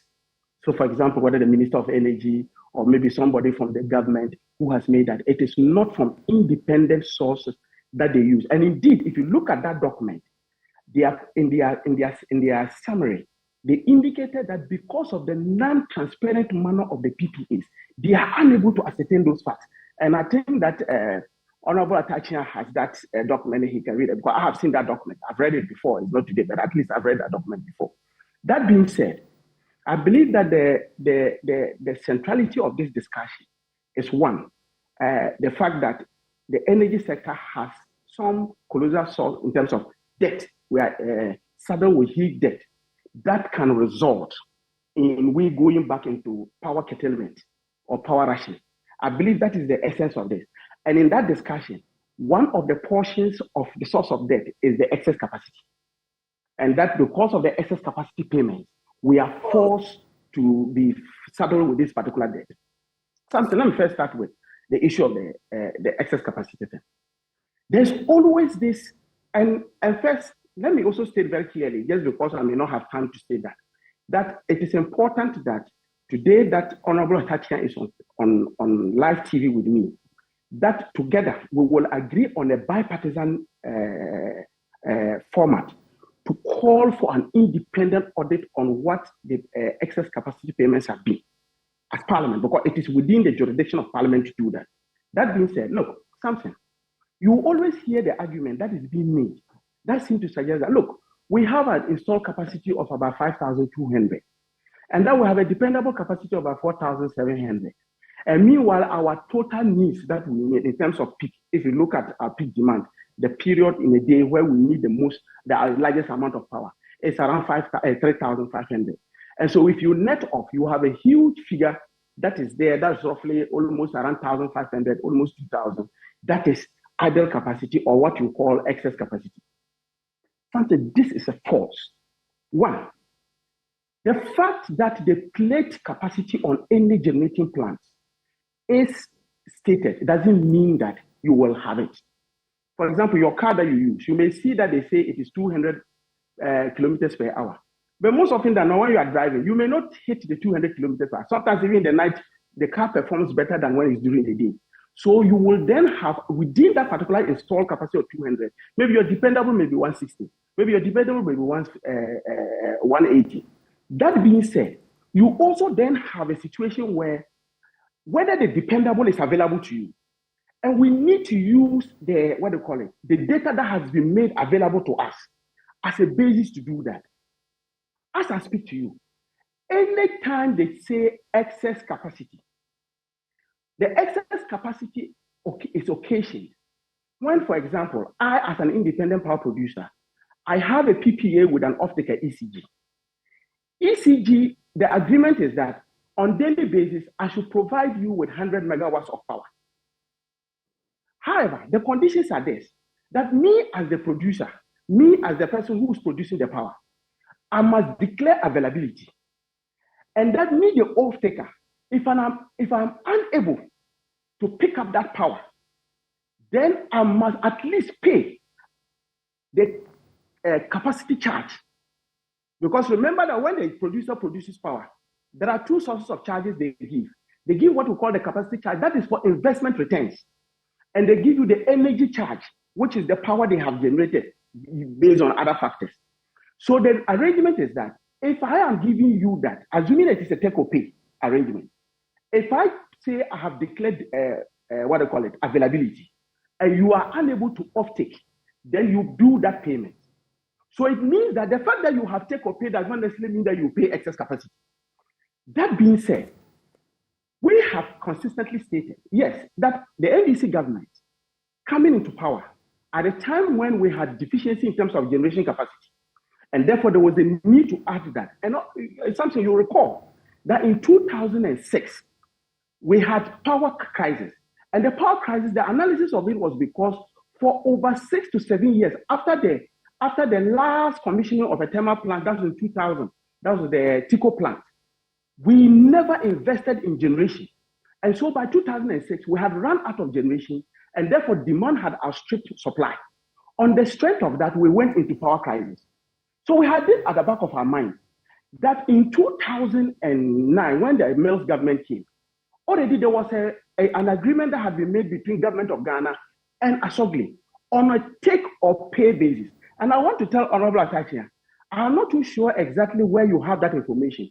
Go back and check the documents. On the 18th of April, 2007, the power purchase agreement that was signed between Asogli and the then Akufo-Addo's government was a take or pay basis. It was on that basis. You should go back and look at the documents again. So it was after that. So when the 2009, when the government then came, as part of the analysis, government said, look, we needed to rapidly increase our generation capacity. The government had two-pronged ideas on that. One, let's provide power to ensure that we have sufficient for domestic use. And then two, let's also provide power to take care of the sub-region because it then brings in foreign exchange. Indeed, if you ask Honorable Atachia, he will indicate to you that if you look at VRA's books now, what makes VRA's accounts look nice is because of their foreign exports of power. So this was the idea that the government made. Fast forward, we come to a situation in 2017 where the current government says that because of the coming on stream of this power, one of the challenges we had excess capacity. So we then asked, from 2017 that you came into power to 2000 then that was in 2021 that we asked that question, to 2020. Tell us how much you have paid for excess capacity. The finance minister came and told us that we had paid $937 million for a number of IPPs in terms of excess capacity. Then we got another response that came from the vice president that talked about 17.3 billion Ghana cedis as being payment for excess capacity. The truth finally came out, and this is where something, because we are talking about our indebtedness, the truth finally came out when the finance minister was censured in parliament. And he then brought us the breakdown of the 17.31, Ghana cedis in terms of payment. One, this is what the finance minister said. He said that between 2017 and 2020, in terms of out of the 17.31 billion that was paid, shortfall in capacity payments was 10.1 billion. What does that mean? Shortfall in capacity payment. You will know that to have a cost-reflective tariff, that means you have a tariff that takes care of all the costs that you have put in that. You must ensure that your tariff is made in such a way that it takes care of all those particular expenditure that is put in to generate the power. In 2017, because government, as part of their political propaganda, decided that they were going to reduce tariffs, they reduced tariffs for around 17%, if you recall. And then even at that time, GRIDCO had indicated that an annual loss of revenue was going to be around 231. So I am just giving you a clear indication that because of that thing, the tariff was not cost reflective. And therefore, government had to find money to make up for that gap. And that is the shortfall in capacity payment, which was 10.1 billion. Then the second particular payment was the fuel supply payment, which was 7.31 billion. And Samson, go back and look at the tariff structure that is given by PURC. You and I pay for fuel. And so fuel is a pass-through item. So as long as I put on my power and as long as I pay my tariffs to ECJ as part of the end user tariff, I am by extension paying for the fuel. So the 7.31 billion that government paid as part of the IPP payments was for fuel. And fuel, I and you, we have paid for it. Then the third one was the excess capacity, which is supposed to be 4.99 billion.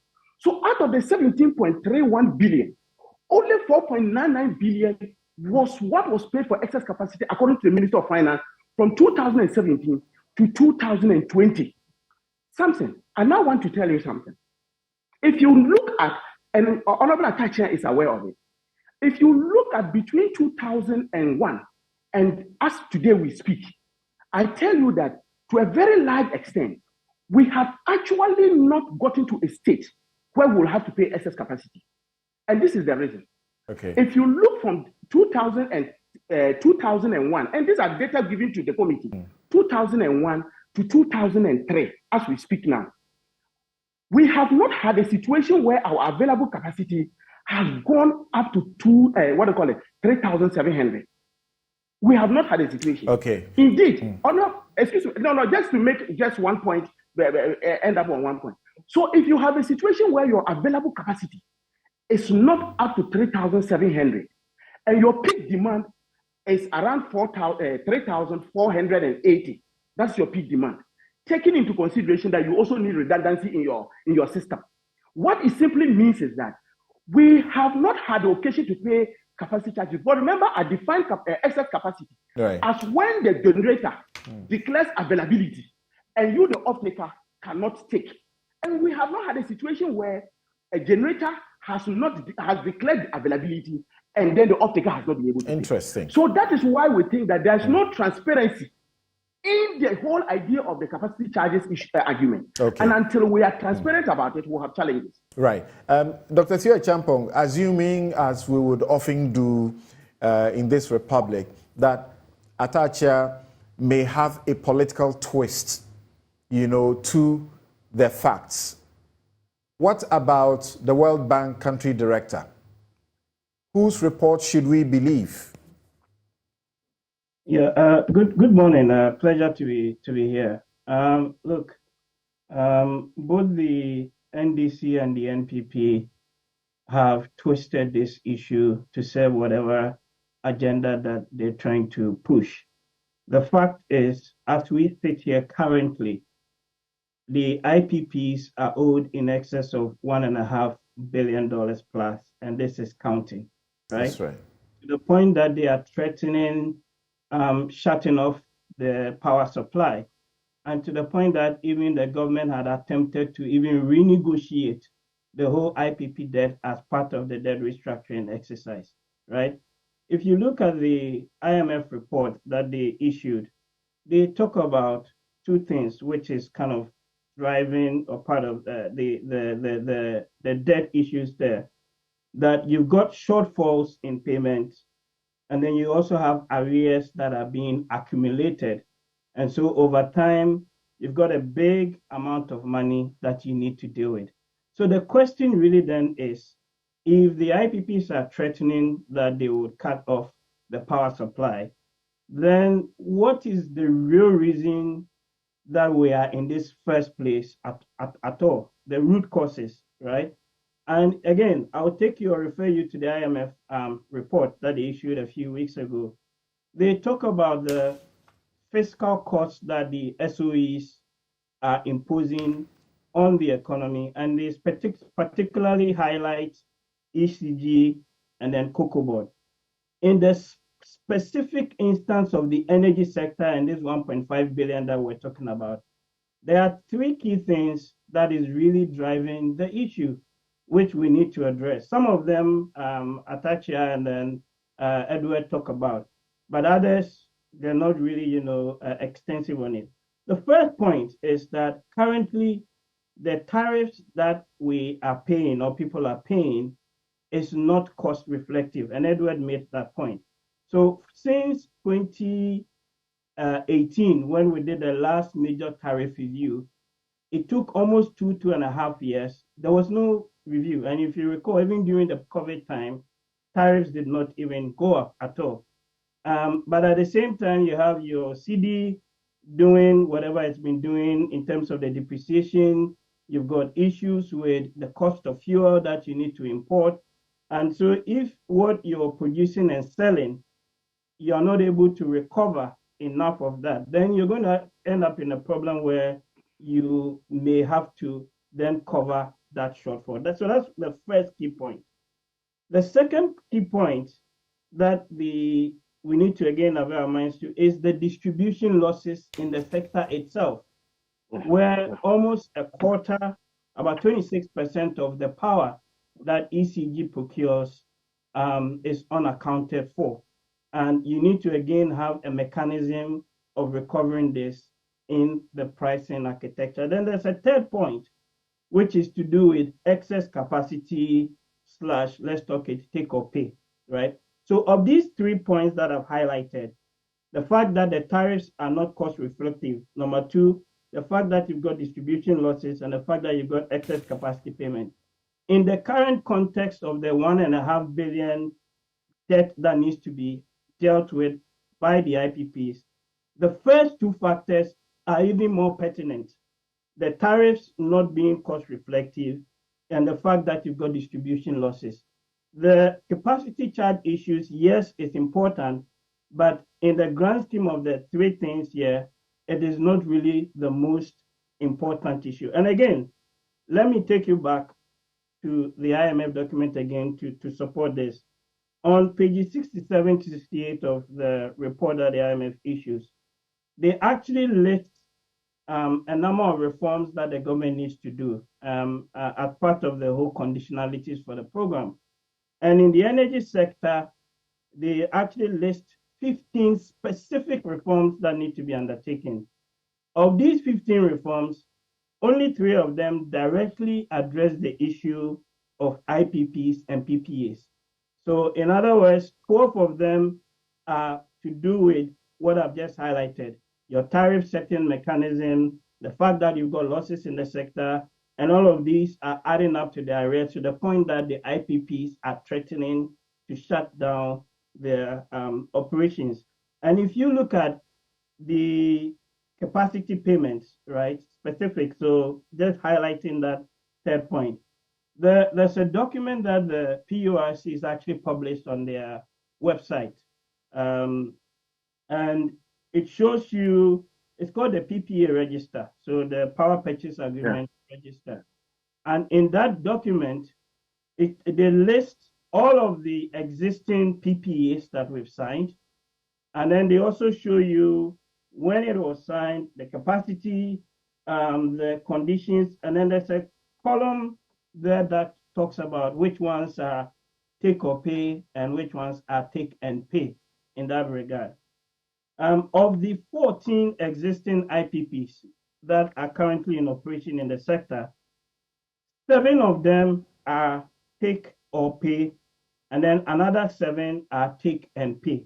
But this is where it gets interesting. If you isolate the take or pay ones, and this is the document, so just for the purposes of our listeners, you can actually go on the PPA website and check this right now. All of the take or pay right agreements that exist currently were actually signed during the NDC administration. So I can highlight, for example, Senate, I can highlight Car Power, I can highlight AXA, Amandi, and then Early Power. In the beginning, for Sunon Asogli, which Edward talks about, initially, when this was signed on the 18th of April 2007, that was a take or pay initially, but subsequently being converted or implemented as a take and pay. So as we speak currently, the contracts that we have that have got these take or pay clauses in them, these 7 that I have just talked about, all of them were signed between the period of 2013 to 2016, which is under the NDC administration. So I think we need some candor in all of this that, yes, we've got issues. There were issues with the contracts that were signed and all of that. But the most important thing is that the current cause of the mess that we have in the sector, where the IPPs are threatening to shut down, electricity, is because of the fact that the tariffs have not been cost reflective, and that you also have major distribution losses there. That is the real issue. An expert like you, from where you sit, how do you take the assurance from political leadership that we have 1.5 billion to pay, but be assured that we won't go into doom so? How do you take that assurance in a minute? The solution is quite obvious in terms of what we're going to do. The first thing that the IMF actually has asked the government to do is that by the end of this June, they've got to come up with a plan. It's called the Energy Sector Recovery Plan.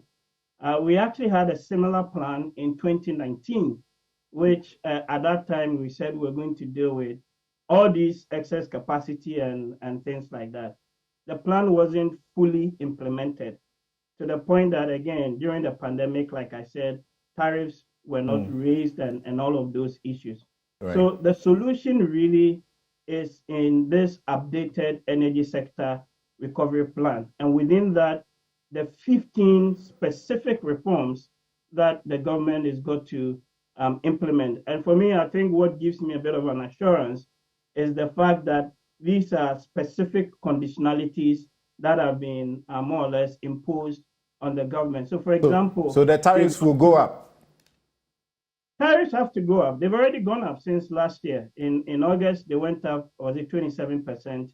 Just last quarter, they've gone up another 18 or so percent, and will have to go up until such a time that your CD is stable, until such a time that the crude oil prices or the gas prices are relatively stable, and all the factors that drive the tariff up. But quickly, Samson, on the specifics, what they've got to do.